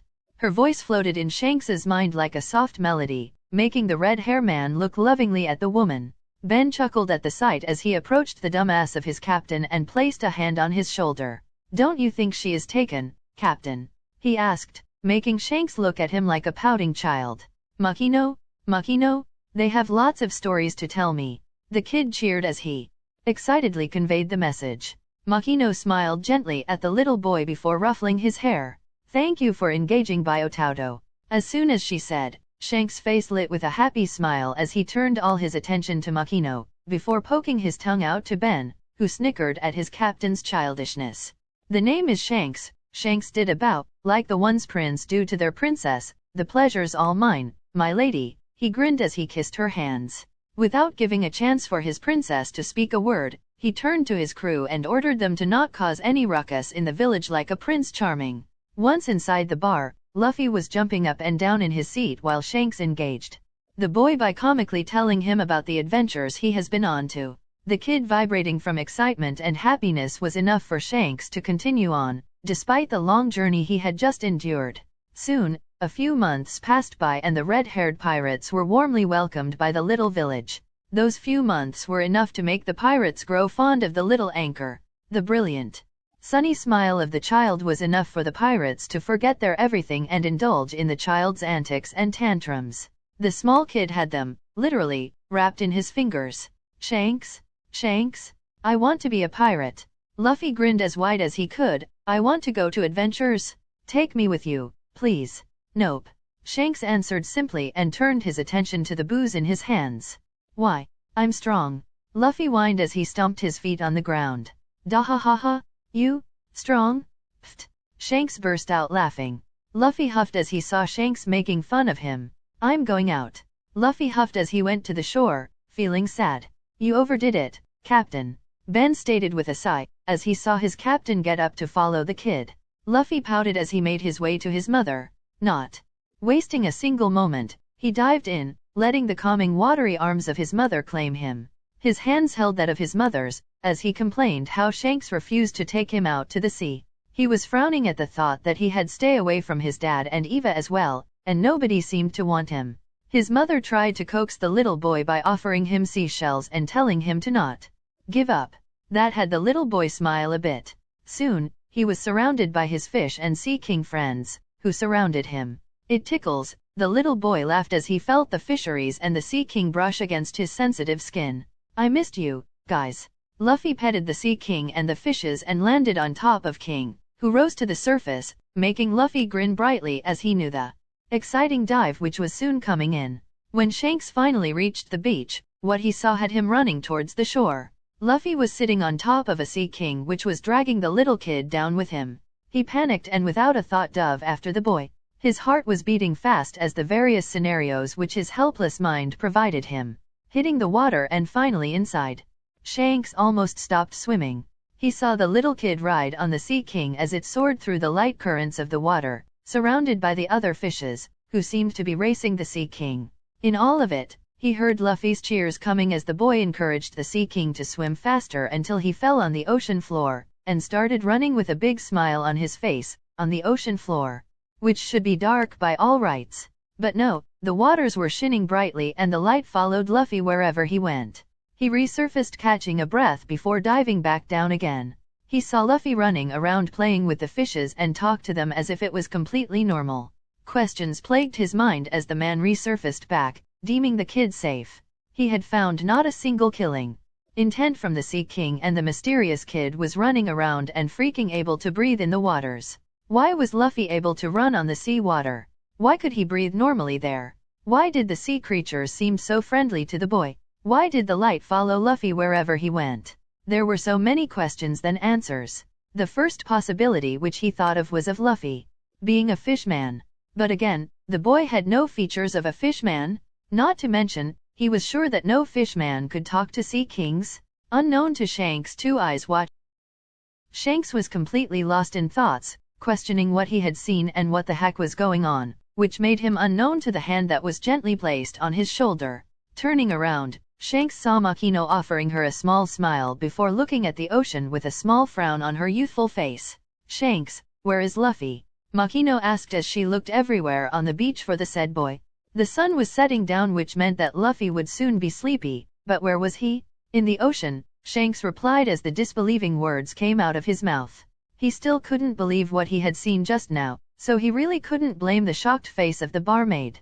"What the hell is Luffy?" Shanks finally voiced as he saw Makino looking at the ocean, with her fists tightening. Shanks had seen unbelievable things and entities in the Grand Line, which didn't even make any sense. But this wasn't Grand Line? Heck, this was one of the blues, where a boy whose smile is as sunny as the sun, who is clearly not a fishman and yet can talk in the sea and not require oxygen to breathe. Heck, the boy could even talk to sea kings, which no fishman can even do. On the other side, Makino smiled as she took a seat beside the red-haired man. "He is a mystery to even me," Makino spoke with a sigh, but soon a fond smile crept on her face, remembering her first encounter with the sunshine. As time passed, he grew more mysterious. "I can't even say that I know about a kid who I have been taking care of for the past 4 years." Shanks hummed before he opened his mouth to tell what he had just witnessed. "He can talk to sea kings," Shanks gulped as he spoke. "That's something new," Makino replied, encouraging the red-haired man to speak with a smile on her face. "He can walk on the seabed, talk in the water, do not feel the need to take a gulp of air while in the sea." Shanks stated everything, with an unbelievable tone before he stopped speaking as he observed bubbles rising from the ocean. He stood up and like a gentleman offered a hand to Makino, who gladly took it. "Can I be sure that this information doesn't leave from here?" A stoic, cold voice came hovering over Shanks and Makino, who flinched at the sudden presence. Makino nodded first, as her brain provided who was the man behind her. She didn't even need to be reminded on that. Luffy was in a way her sunshine, and she couldn't let anyone take his smile, which would definitely happen if words get out of these things. On the other hand, Shanks's reaction wasn't so good on the man who had announced his presence. First of all, he had evaded Shanks's haki and then had managed to make him flinch. Hence, Shanks turned back to look at the man with a scowl, when he saw the familiar raven-haired man. "What are you doing here, Dragon?" Shanks asked the revolutionary leader as he stood beside him and looked at the ocean, where Luffy had disappeared to. Dragon watched as the bubbles started increasing and looked at Shanks from the corner of his eyes. The pirate was still waiting for an answer. Dragon knew Luffy had many secrets, out of which even he knew handful of them, but does Shanks deserve to know? Dragon knows he can trust the drunkard.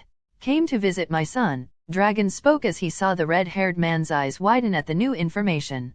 "Luffy is your son?" Shanks asked, but he was ignored as Dragon stepped forwards towards the sea where the bubbles started to appear rapidly. Not even a second later, the ocean tore apart to present the little menace riding on a sea king. "Papa? Shanks?" "Makino," the boy chirped as he waved from the top head of the Sea King. They waved back at the boy. Luffy jumped down from the Sea King and petted his head, which was near the level of the kid. "Thanks for playing with me, King," Luffy chirped as kissed the presumed cheek of the Sea King, which made the Sea King do a weird dance before leaving the boy. "Good night, Mama," Luffy warbled softly as he bent down and let the waters envelop him once more and lead him to the shore. Luffy waved back to the ocean and skipped toward his dad and then jumped in his arms and giggled. I am hungry. Luffy pouted as he looked at his dad and his stomach grumbled, as if agreeing with his words. I got desserts for you, Dragon stated with a grin as he ruffled the boy's unruly hair. Really? The kid asked excitedly as he looked at him with adorable doe eyes. Sorry young man, before that you gotta finish your plate, Makino asserted as she started walking towards the bar with the other two men following her. But Luffy was about to whine, when Shanks cut into the conversation. Luffy. Shanks coaxed the boy who peeked at him from his dad's shoulder hearing his name. The boy looked so adorable, but it was not time for him to gush on the cuteness of the kid. He was curious and needed answers. How did you? The red-haired captain trailed off, feeling himself at the loss of words the moment he opened his mouth. Shanks watched as the boy titled his head in confusion, not understanding his half-asked question. What Shanks? The boy drawled as a yawn came from his mouth the next second. How can you stay in the water for such a long time? How can you talk to the sea kings? Those creatures are dangerous. Shanks rambled to the boy. He really didn't want to overwhelm the boy, but the same kid had wrapped him under his fingers. It was impossible for him to contain his curiosity due to that. Why will they be dangerous? Luffy inquired instead, tilting his little, as another yawn erupted from his mouth, and his eyes started blinking in an attempt to stay awake. Shanks could see Dragon trying to stifle his laughter at his confused questions, which wasn't fair. Dragon definitely knew something which he wasn't sharing with anyone. The seas are dangerous, Shanks murmured with a huff, as he looked at the ocean. Silly Shanks, Luffy provided, which wasn't helpful at all. As he snuggled onto his dad's arms before losing his battle with sleep, which soon drawled onto him. Shanks frowned once he saw the smug grin Dragon gave him. He was not going to give him answers anyway, not that he hoped. Soon, Shanks would learn to get accustomed to Luffy's antics and mysterious behaviors and learn better not to question to save his remaining sanity. Luffy stood on the figurehead of the Red Force holding a knife high in the air. The child was not taken seriously by any of the red-haired pirates who were waiting to see the next childishness of the kid. I'm not joking this time. I'll prove to you that I am strong, Luffy declared, determined to prove his words. Haha, go for it? Let's see what you gonna do, Shanks hollered with a smirk on his face. Little did he know what was about to happen until it happened. Luffy raised the knife to his face and without any hesitation aimed it for his left eye, but it was only luck which brought the knife to tear the tender skin under his left eye instead. Arg! The boy cried, feeling pain rattle his little body as blood started dripping from the cut. Wah! It hurts. The boy wailed, breaking the red-haired pirates from their stupor. Idiot! What the hell did you think you were doing? Shanks yelled as he ran to catch Luffy, who seemed likely to lose his balance from the blood loss and the angry waves which were hitting the ship hard, making it harder for even the most experienced sailors to gain their balance. It's okay. It doesn't hurt at all, Luffy stated with tear-filled, glossy eyes. Damn it, Luffy! Shanks chided as he brought the boy to the ship's doctor, Hongo, who stitched the cut, finally stopping the blood flow. A few minutes later, the pirates and Luffy were seated in the party's bar. The pirates were celebrating and making toasts for Luffy's craziness and their greatness. The bar was filled with a joyful aura as everyone drank, laughed, and sang songs. In the middle of these, sat a little boy whose eyes were still glassy from the pain but refused to admit it. He only did what he did because Shanks refused to take him to adventures. He wanted adventure? He wanted to venture the seas, look for unknown places, have lots of friends who will be there for him. He wanted to be a pirate, to live with his own rules and regulations. That will allow him to do whatever he wishes. He wants to be the freest man ever. But Shanks refused to take the boy even after he had heard the boy's quench for adventures thousands of times. Shanks knew a pirate ship was no place for a kid, especially Luffy who was unique. He wasn't the one to follow someone. He saw the type to lead, march on his own rhythm and follow his own songs. My punches are strong as pistol, Luffy argued. For the umpteenth time, when Shanks straight of refused to take him aboard. I've been training rigorously with Papa and Gigi. Pistol? Wow, Shanks stated with an unimpressed tone. What kind of tone is that? Luffy frowned angrily as Shanks started conversation with Makino, ignoring him. Shanks was lucky that Luffy didn't bite him the next second, as his crewmates appeared next second.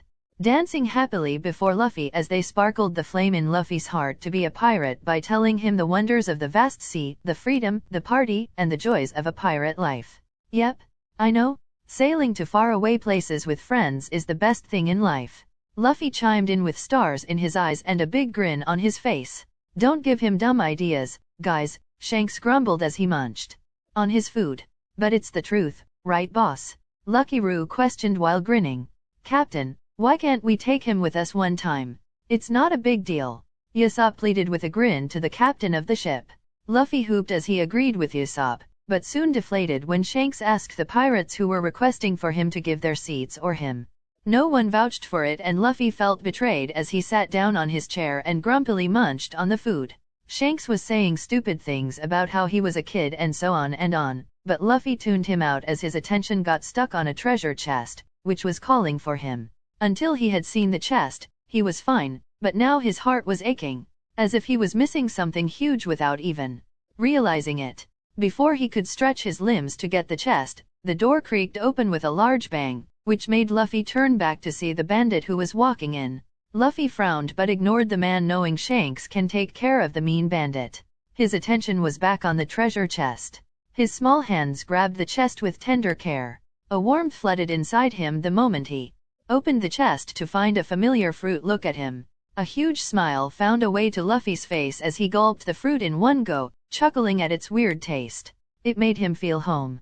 It made him feel complete. The part which he was missing was back to him. He wanted to enjoy his merry reunion, but unfortunately his attention was demanded when the bandit threw a bottle of sake on Shanks, who did nothing. The bandit was wise enough to leave the next second, otherwise the dirty, grimy bastard would have been sprawled on the floor begging for mercy. Luffy felt anger coursing through him as he saw Shanks, who was sitting on the floor drenched in sake, burst into laughter followed by the other red-haired pirates. Why are you laughing? Luffy exploded at the pirates, standing up from his seat. The laughter ceased, as weaker people dropped like flies on the floor, unconscious to the world.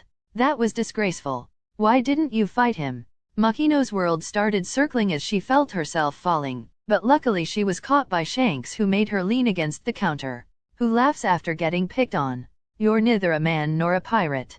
Luffy snapped harshly as he tried to regain his breathing. Some more pirates fell from their seats and landed on the floor, staring at the boy in shock. Luffy. Shanks tried to speak, but the shock was rendering him speechless. He couldn't believe what he just felt from the boy 3 times. Do you know what you did? Shanks tried to ask calmly. Luffy narrowed his eyes at him, still angry, betrayed and confused about his actions. Shanks sighed when he understood that he wasn't going to get any answer. Look, I know how you feel, but it was just a bottle of sake. There was nothing to get worked up about it. Shanks tried to explain, but Luffy had enough and decided to walk away, making Shanks catch his arm before he could. I don't want to see you, Luffy asserted as he tried to get away, but his limbs stretched, making the remaining conscious pirates shriek in surprise. The pirates choked on dry air, their eyes popped out of their sockets and jaws dropped on the floor as they saw what shouldn't be happening. What? Luffy asked irritatedly as he turned around to see his stretched limb. He wasn't surprised at all. Why would he be shocked in the first place even? It was his body. It was the way he loved it. The way he could have fun and gain all the freedom which he wants. His arms stretched. The pirates screamed, waking up the others who had fallen to the sweet abyss of unconsciousness where they wouldn't have to get another heart attack like the one they were witnessing. Seriously, many were even contemplating on going back where they were a moment ago. So what? Luffy huffed angrily, snapping his arm back to him. He crossed his arms over his chest, and puffed his cheeks, wanting to make the pirates realize that he was really angry on them. It's gone. Lucky Roo shouted frantically as he rattled the empty chest and showed it to Shanks, who paled for a bit. The Gomu Gomu no Mi we took from the enemy isn't here. Luffy, did you eat this? Roo appeared before Luffy with a drawing of the said fruit, which was in Luffy's stomach by now. Yeah, I did. Luffy replied with a huff. That was the Gomu Gomu no Mi. Shanks yelled the next. Before he could explain more, Luffy burst into laughter. Silly Shanks, the boy exclaimed as he giggled. What are you laughing at? It's one of the devil fruits and one of the rarest treasures in the sea. Luffy ignored that and continued chuckling, not bothered by Shanks's words at all. Whoever eats it will turn into a rubber man and will never be able to swim. The laughter finally ceased, as Luffy stared at Shanks with big wide eyes, horrified. No, you're lying. Big fat tears started petering from the boy's eyes as he looked at Shanks. Mama will never abandon me, the kid yelled at Shanks with a sob, as he rushed out of the bar, followed by a worried Shanks and Makino in tow. Tears were dripping incessantly from those innocent eyes as he ran as fast as possible to his mom. Luffy didn't even require to think as he jumped into the soft embrace of his mother's arms. His heart racing, his face all red with tears flowing endlessly as he gripped on to the watery figure of his mom who cradled him to her chest. He hiccuped as his mother softly kissed him on his crown and cheeks, before disappearing into the waters which kept him afloat. He wiped his tears messily and sniffled, trying to stop crying. He was a big boy yet he wanted to stay here in the safest place, in his mother's warm embrace for some more time. Hence, he refused to leave his mother as he wrapped his limbs around his legs, trying to stop his tears which were refusing to flow. Luffy, Shanks and Makino yelled as Shanks scooped up the boy before even realizing what was happening. All he thought was that the boy was unable to move and was drowning. That was cheap, bastard. Luffy glared at the man who was holding him, depriving him from the warmth of his mama. He wiggled wanting to be placed back where he belonged, but Shanks refused. Hence he bit him, which made Shanks squeak and lose his grip on him, making Luffy fall to the waters which cradled him. Mama's never gonna abandon me, Luffy hiccuped as his doe eyes gathered a glassy sheen above them. Shanks stood there dumbly, watching the devil fruit user not sink in the ocean but floating on the sea waters without needing to kick feet and arms. He saw how the waters cradled the kid and two watery arms made up of water, cradling the boy's cheek, removing the tear streaks. Shanks gulped, as he took a step back unknowingly. He didn't dare to attract the wrath of whatever entity which was cradling Luffy like a child. He absent-mindedly noted that even Makino, who stopped just a feet behind him, was looking dumbly at Luffy. Luffy, who is your mother? Shanks asked. Hesitantly. He watched as Luffy freaking sat on the ocean as if it was his bed, messily wiped the snot and spread his arms to point out the obvious answer. Mama, the boy claimed as he gestured to the entire ocean. Shanks felt his heart skip a beat as he understood what the boy was implying. Shanks spared a glance at Makino wondering if the woman knew anything about it, but crossed it off when he saw her pale expression. Shanks wanted to take Luffy and run away from here, but he dared not to incur the wrath of the sea who could curse him like Davy Jones. He didn't dare take the boy from his mother, with whom he wanted to stay. Hence, Shanks wisely enough traced his steps back to the shore with Makino and plopped down. No sounds escaped the red-haired man as pieces to the puzzle Luffy was finally started falling in place. The only sounds coming from the entire shore was the waves lapping on the sandy shore, Luffy giggling and the purring sounds of the sea creatures which were soon enough to take the boy within the ocean. Whatever the duo had witnessed today made them finally realize why Dragon refused to tell them anything. This was something which shouldn't be ever spilled to anyone. The presence and existence of a sea child in East Blue was enough to rattle the whole world. The bar was kicked open as the bandits from early entered. Luffy turned his head towards the bandits and frowned. He really disliked them. The bandits soon started crackling jokes about the pirates, whom they have apparently defeated. Luffy was fuming with anger. He finally burst out and ordered them to fucking apologize. Higuma stood up from his seat and approached the boy, grabbed his collars, and punched him. Luffy's fierce eyes never left Higuma's. Higuma felt a strange feeling. His mind and heart were already telling him to run, telling him to hide. But he refused. Makino pleaded the bandit to leave the boy, but it only increased Higuma's confidence as he dragged the boy out of the tavern and pinned him to the ground. Luffy was screaming to the man to apologize to Shanks, and with each scream Higuma felt one of his men drop on the ground. He gulped, but he couldn't be terrified of the boy, and no way that this was the boy who had made his men drop on the ground. You little shit. Higuma kicked Luffy hard on his stomach, throwing him far for him. But Luffy sprung up to his feet and charged at Higuma again, but got held up in the air. Higuma was yelling at Luffy, pulling his cheeks and talking about selling him. Luffy was not listening anything, he just wanted these men to apologize. Shanks entered the premises and a gun was pointed on his head.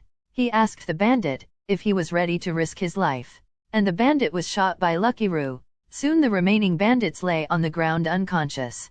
Higuma felt that he couldn't win, so he used a smoke bomb to flee from the scene. But he was up for a bad luck. Luffy smirked at the man when the bandit dropped him off the boat, thinking he would sink, but what the bandit saw made him drop on his knees. He saw his hostage freaking stand on the waters. He heard a roar from his back as he slowly turned his head to meet the eyes of an angry Sea King. The Sea King roared in the face of the asshole, and Higama had the decency to yell for help. But the Sea King finished the pathetic excuse for a human in one big gulp. The Sea King bowed his head towards Luffy, who gently patted it for the good work. Luffy climbed up the beast and reached the docks where Shanks and Makino were waiting for him. Luffy pouted and turned to Shanks to tell that the asshole didn't apologize and was dead now. Shanks felt speechless, but glad that Luffy was alive. He later explained Luffy that some people are not worth fighting and thanked him for taking their sides. Papa. Luffy cheered happily when he felt his dad approach him and lift him in his arms. He always loves the hugs his dad would give. I know what I want to be. Dragon ruffled the soft hair of the small boy in his arms. They were walking in the forest playing hide and seek before it. What is it? Dragon smiled, waiting to hear his kid. I want to be the freest man in the world. So, I am gonna be the Pirate King. The sun shone on the kid's face brightly. I would accept nothing less from you, Lu. Dragon tossed Luffy in the air, making the kid squeal in delight. How he loves his son. He is too adorable to be not pampered. It was time for them to leave. Shanks felt sad to leave Luffy and Makino, but he had his adventures and he felt it calling him. He ruffled Luffy's hair as he tried to lessen the sad atmosphere. You really are leaving this time? Luffy pouted. He liked Shanks and his crews. They are his first human friends. Yep. He said, looking at his surroundings. We stayed here long enough. It's time we move on. Shanks said, are you upset? Nope, I'll become a pirate by myself. Luffy said with a grin. Huh? I wouldn't take you even if you begged me. Shanks poked his tongue out, teasing the little kid. You don't even have what it takes to be a pirate. I do. Luffy said. Shanks could see something, which he had never seen in the carefree little child. One day, I'll find myself a crew that is stronger than yours. Luffy huffed, and become the king of pirates. The words were clear to everyone. Everyone saw the little boy glow with determination. But what Shanks saw were the golden eyes that appeared for a moment. Shanks saw what no one saw, a boy standing in front of him, in pure white, grinning with complete confidence. Shanks was left speechless for a moment, but then he smiled. Oh, so you want to be bigger than us, huh?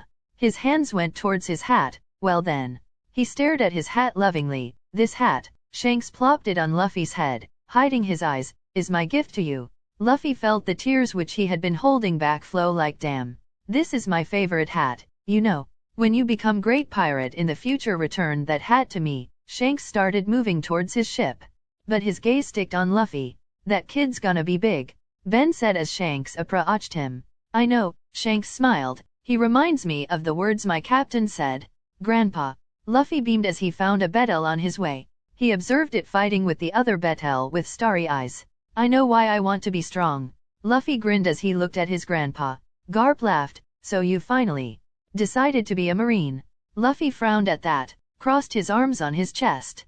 Why would I want to be a marine? Luffy poked his tongue out. I want to be a pirate? No wait, not that. Luffy was cut off by Garp's fist of love to his grandson, but his hands bounced off. He stared at the boy, with wide eyes. Devil fruit? Garp asked as he looked at Luffy. He still remembers how he was playing in water, but who was he kidding? His mother herself is the sea. Why are they called that? Luffy frowned. Garp saw Luffy's eyes, and proceeded to say, "'Cause those who eat one, lose their ability to swim." Luffy pouted. Shanks even told me that, but I thought he was lying. So which fruit is it? Garp asked as he saw Luffy run around again. I named it Hito Hito no Mi, Model Nika. Luffy grinned. Garp felt himself froze at his path once again. What does the boy mean by naming the devil fruit? And what the fuck? Luffy, I have told you. Garp got the hold of the boy, to not use that word. Luffy pouted once again. I don't understand you. He huffed and started to squirm his way out of the man's grip. Garp sighed. He knew that the thick-headed grandson of his won't listen to him. He can't allow the kid to roam in Fuchsia anymore. So, he started walking towards the one place where he knew the brat will be safe. Why don't you tell me why you want to be strong? Garp asked, trying to distract the boy from frowning and pouting. As he thought, Luffy smiled widely before turning to Garp. I want to be the Pirate King. Luffy grinned, followed by a giggle. Garp felt himself smiling a bit, but couldn't help worry engulf him. So, you want the legendary treasure, One Piece? Garp asked as his eyes never left Luffy. The brat was playing with the butterflies, beetles, grasshoppers and whatnot. You have to reach the end of the world for it. Luffy turned towards him again and grinned. The sun shone on his face as he proceeded to speak his next words. Yep, I'll find it. They were standing in front of Dodden's hideout. Garp banged the door and in response a voice yelled to stop banging the door. Dodden got out of the door and her eyes popped out of her sockets as she saw Garp standing and laughing outside in all his glory. Then, her eyes landed on the kid which was dangling in the hands of the man. Garp noticed this and laughed. Luffy looked up and his eyes caught that of Dodden. Dodden felt her knees give up when the gaze of the kid landed on her. She was lucky to have caught the wall, otherwise she was sure that her legs would have given up. Then the kid started giggling and laughing. His grin was too wide. Dogra and Mogra, who came after they heard Dodden yell, were met by the same gaze, and had dropped to their knees. Garp laughed, and Luffy broke the eye contact finally. Luffy say hi. Garp grinned. Yo. Luffy gave them a bright smile. The bandits felt their breath catching up to them. Take care of him, from now on. Garp grinned. He is my grandson. The bandits paled in horror. They can't tackle a monster? The boy felt too powerful. Moreover, Garp's real grandson means a lot. They tried to deny it with all their might, but Garp just picked his nose. Luffy had squirmed his way from Garp's grip and was now exploring the area. He felt someone looking at him and his eyes caught that of a glaring boy. Luffy felt hatred, despair, agony, loneliness, and all negative sad emotions coming from the boy. He felt sad. He saw how the boy hated himself and not others. He saw how the boy questioned his own existence. Luffy frowned at that and felt himself dodging the spit. Garp came from behind and saw Luffy's sad eyes linger on Ace. He patted Ace and told that Luffy was his little brother now. Ace ignored the two and banged the door on their faces. Luffy turned to Garp and asked why Ace held so much sadness and pain within him. Garp smiled sadly at that. He didn't say anything. It was not his place to speak. But Luffy declared soon enough that he will change it. He will make Ace happy, and he rushed to the bandit's house. Garp chuckled. He knew he can. He then left the place. Ace was in his room, catching his breath. When he met his kid's eyes, he felt that all his secrets were left open in front of the kid to see. He hated it. He hated how he lost his control over his body and averted his gaze. He should have acted soon. How ridiculous it felt to him, to be scared of a kid for a moment. Ace gritted his teeth. Luffy stretched his hands towards the meat, but was snapped back by the curly women, who told him that it was Ace who had caught it, so he won't get any. He only received a bowl of rice and a glass of water. He was also told what he would have to do as a bandit and that he can't complain to his grandpa about it. Luffy didn't pay attention to the fat woman and dumped the rice in his mouth, before drooling on the meat, which he wasn't allowed to eat. The bandit told him that he have to fend for himself if he wants to eat, to which shrugged. Grandpa used to throw me into the jungle. There's a bunch of stuff I can eat. Luffy grinned. Also, Mama can feed me if I ask. Luffy spoke the last sentence like a whisper. He then saw Ace leave the house, so he followed him. He wanted to be friends with him. Hey, I'm Luffy. Luffy grinned. Be my friend. Ace frowned at that and kicked a tree. It started to roll over, taking Luffy with him. But Luffy stubbornly followed Ace. Ace was in the bridge when he saw the boy again. He shook the bridge violently, making the kid lose his footing and fall in the valley. When he returned back, he was asked about the whereabouts of the boy, which he replied that he doesn't know. It was after a week that Luffy returned to the hideout, all tired, clothes torn and covered in wounds. As soon as he reached the door and opened it, he heard the curly woman yell something at him about where he was. He huffed and told them that he was chased by the wolves. He then drifted off to sleep. He woke up the next day to his growling stomach. He saw Ace leaving, so he followed the boy and told him to be friends with him again, but as usual he was ignored and he still managed to lose sight of him. Sometimes he would fall in the river, and that was the only best thing that could happen to him after a stressful day of trying to find Ace. His mother would tell him to not lose his patience and continue looking, but she would snicker at his attempts playfully. She told him about how strong Ace was and told him why he held so much hatred inside him. Luffy understood it and promised his mom to make Ace happy. Those were the only times he would be able to eat something filling. Luffy kept losing Ace. Day after day, 1 month then 2 months. On rainy days and windy days, he kept on following Ace. He pushed on despite. Today was another day of losing sight of the boy when a bear apparently thought to attack him. Ace was hiding nearby and watched the boy facing the bear, his hands clutching his pipe tightly ready to take down the bear. Luffy pouted at the angry animal. Hey! Luffy waved his hand. The bear seemed to have stopped to look at his possible future meal. Have you seen Ace? The bear looked around, not thinking that he was the one to be asked. But he found no one. He looked at his meal again, ready to roar. Come on.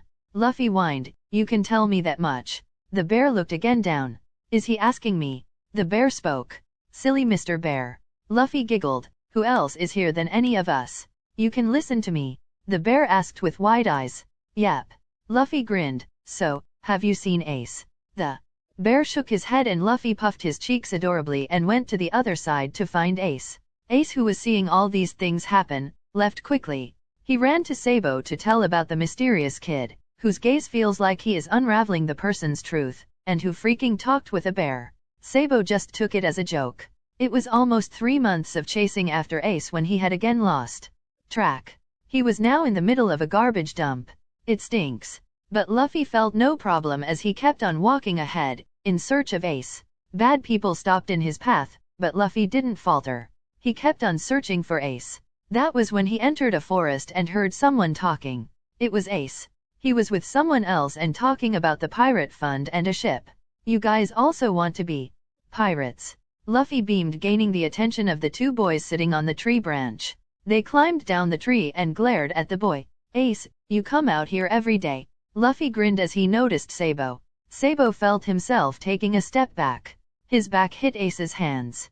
He felt that Ace indeed was true about the gaze of this boy. The boy soon grinned at Sabo. Are you Ace's friend? Be my friend. 2. Luffy chirped. Shut it. Ace yelled as they tied the little boy to the tree. But Luffy kept on grinning at them. He found out about our secret. Ace glared at the boy. If we leave him alone, he'll tell someone. Let's kill him. Yeah, let's do it. Sabo said as he glared at the young boy. Luffy's eyes widened. Don't do it. I want to be your friend. Luffy yelled in panic. He didn't want to lose his new friends. Shut up. Ace glared. Stop spouting nonsense. Sabo placed a hand on Ace's and Luffy's mouths when he heard voices coming. Someone's coming. Sabo said. Quick, undo the rope. If we don't get out of here, they're gonna find our treasure. Ace said as he started undoing the ropes. They hid behind the bushes and saw some men who claimed themselves as Blue Jam pirates appear. They were finding Ace, 'cause he had stolen their treasure. Sabo scolded Ace for stealing treasure from pirates, to which Ace declared he didn't know them. That was when they noticed Luffy was not beside them and was in the grasp of the big pirate. Let me go, you bastard. Luffy squirmed in the hold of Porchemi. Help me, Ace. Ace and Sabo further hid in the bushes. You know Ace? Porchemi asked. He is my friend. Luffy said. Let me ask you something. Today Ace stole some of our money and ran. You know where it is? Porchemi asked. Luffy gritted his teeth. This is bad. They're gonna take all our treasure. Sabo yelled in a whispering tone to Ace.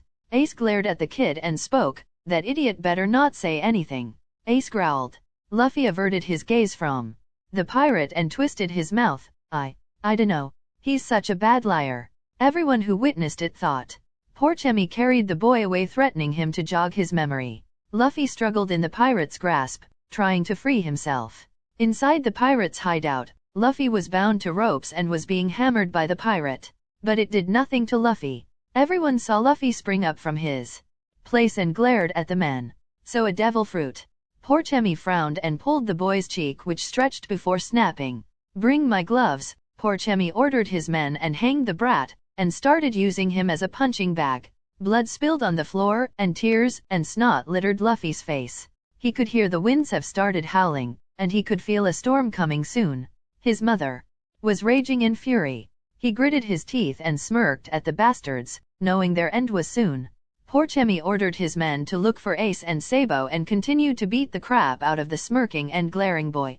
Porchemi felt something was about to happen, but ignored the feeling as he continued his torture.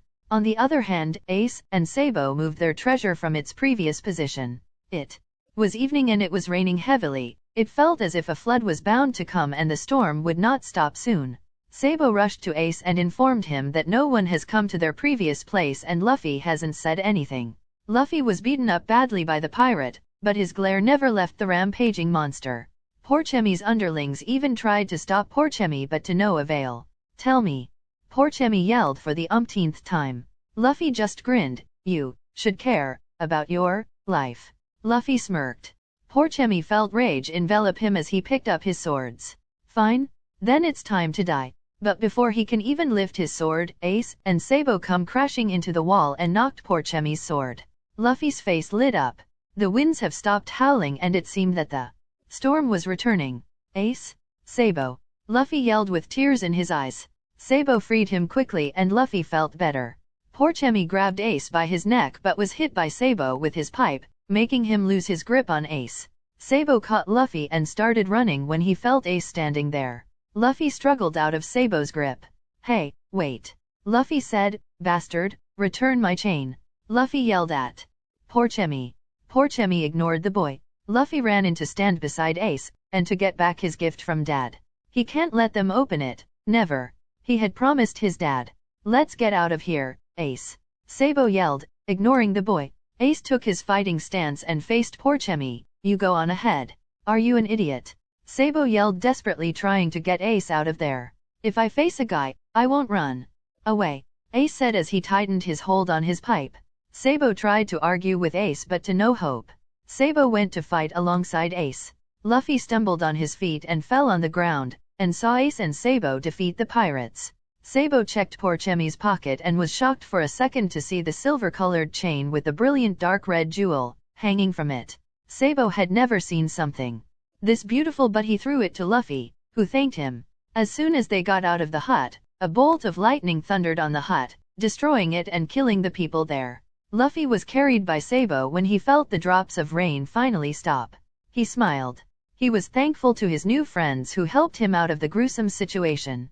Luffy got out of the hold of Sabo as he saw the amounts of cuts on Sabo's face, and started running alongside them, albeit slowly. Sabo and Ace were shocked for a second as they saw the boy, who was literally covered in wounds, now running. Wasn't the kid hurt? They didn't question anything. Sabo bandaged Ace and then himself carefully. Then he took a look at Luffy, who was harboring wounds all over his body, but was acting all tough and thanking them for helping him out. Aren't you hurt? Sabo finally asked. Luffy started crying at that. It hurt so much. I was so scared. Sabo chuckled softly as he grabbed the bandages and started patching him up. Shut up. Ace shouted with shark teeth. How long are you gonna cry? I hate weaklings and crybabies. You piss me off. Luffy bit his lips and stopped himself from crying. Thanks for saving me. Why didn't you say anything? Those guys don't care about killing women and children. Ace shouted once more. If I told them, you wouldn't be my friend, Luffy sniffled. Even if I don't, it's better than dying, wouldn't it? Why do you want to be my friend so badly? Ace yelled, after what I did to you, why are still following me around? Because I don't have anyone else. Luffy shouted. I can't go back to Makino and I hate bandits. If I don't follow you, I would be alone. Luffy rubbed his hands on his eyes, brushing the remaining tears. It's worse to be alone than to be hurt. Your parents? Ace asked. Luffy pouted sadly as he looked at the ground. Mom is there, she listens to me, but I can't stay with her always. Dad visits once in a year only. He left me to Gramps so that I won't be in trouble 'cause of him. This is the only thing I have of him. Luffy took out the chain from his shirt and showed them. I don't have anybody else. If I'm around, would it be better? Ace asked, to which Luffy nodded. And if I were gone, would it be worse? Ace asked again, his mind wandering to the people who told him that his existence was a sin. Yeah, Luffy said. It doesn't matter who your dad is. Ace felt his breath hitch and he glared vehemently at the boy. Sabo's eyes widened. What do you mean? Ace glared at the boy, his hands tightening around his pipe. Luffy grinned widely as he fell back on the ground and stared at the stars. Roger was an amazing man. Ace felt himself about to beat the boy, but it was the first time he had heard someone speak positively about him. Shut up. Ace growled. Sabo watched the events with wide eyes. The boy was one heck of a mystery. Who the heck told you about him? Luffy grinned as he sat up. He rolled his eyes at Ace as if he was stating a fact. Mom. She knows everything. Ace glared venomously at Luffy. As much as he knew, and Garp had told him it was only him and Dodin and the bandits who knew about his existence and no one else. Who the heck is your mom? Ace growled. Sabo placed a hand on Ace's shoulder, trying to calm down the boy. Ace glared back at Sabo. Do you want to meet her?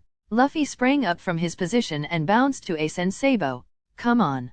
Let's go. I have not met her for a long time.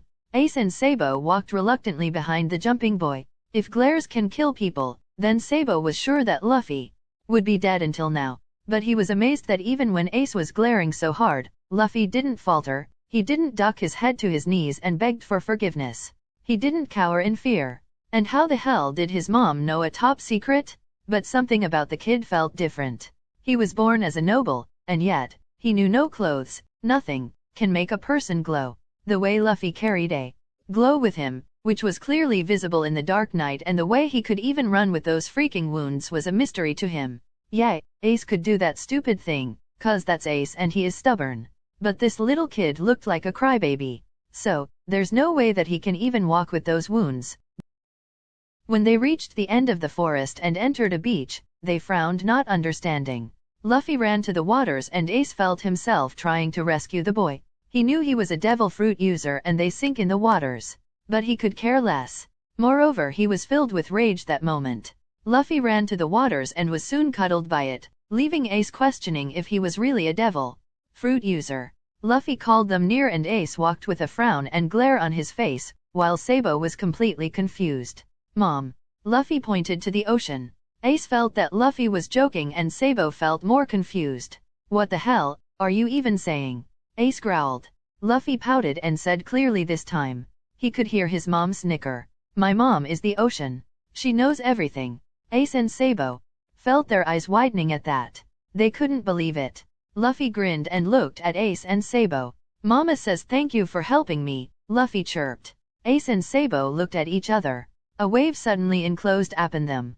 They felt their aches in the bodies vanish and their wounds and cuts which they acquired from fighting vanish without a trace. That was enough proof required to know if the kid was lying or not. Say, Luffy, Sabo asked, his eyes still on the ocean. It now made sense why Luffy was able to swim. Aren't you a devil fruit user? Luffy pouted at that and mumbled, I don't like the name devil fruit at all. Then he nodded. What is your fruit's name? Sabo asked. It's Hito Hito no Mi, model Nika. Luffy chirped but soon realized what he had done. He clamped his hands on his mouth to avoid speaking. He did trust his new friends, but Grandpa would scold him if he knew that he had spilled his secrets in one day. Ace and Sabo looked questioningly at Luffy. I wasn't supposed to say that. Forget that, okay. Luffy started to walk towards the hideout. Ace and Sabo just shrugged it off. On the way, they realized that Blue Jam will hunt them more now, and Sabo basically lives in the Grey Terminal, so it will be way too dangerous for him to stay there. Ace and Luffy suggested him to stay with them in Dodin's hideout. After getting chased out of Grey Terminal, Ace's friend Sabo came to live with them. Dodin had accepted the boy with not much difficulty. Ace, Sabo, and Luffy. These boys fought the beasts in the mountains and the jungles, the punks from town, the villains of the dump, and the pirates in the cove, day and night, until their names were known even in the central city of the kingdom. But during one dine and dash event, Sabo was caught by his father. They ran out of the high town and Ace and Luffy confronted Sabo and asked him to spill out who the man was. Sabo told them that his biological father and mother were alive and that he was a noble. Luffy and Ace picked their noses in the reaction and didn't care if he was noble or not.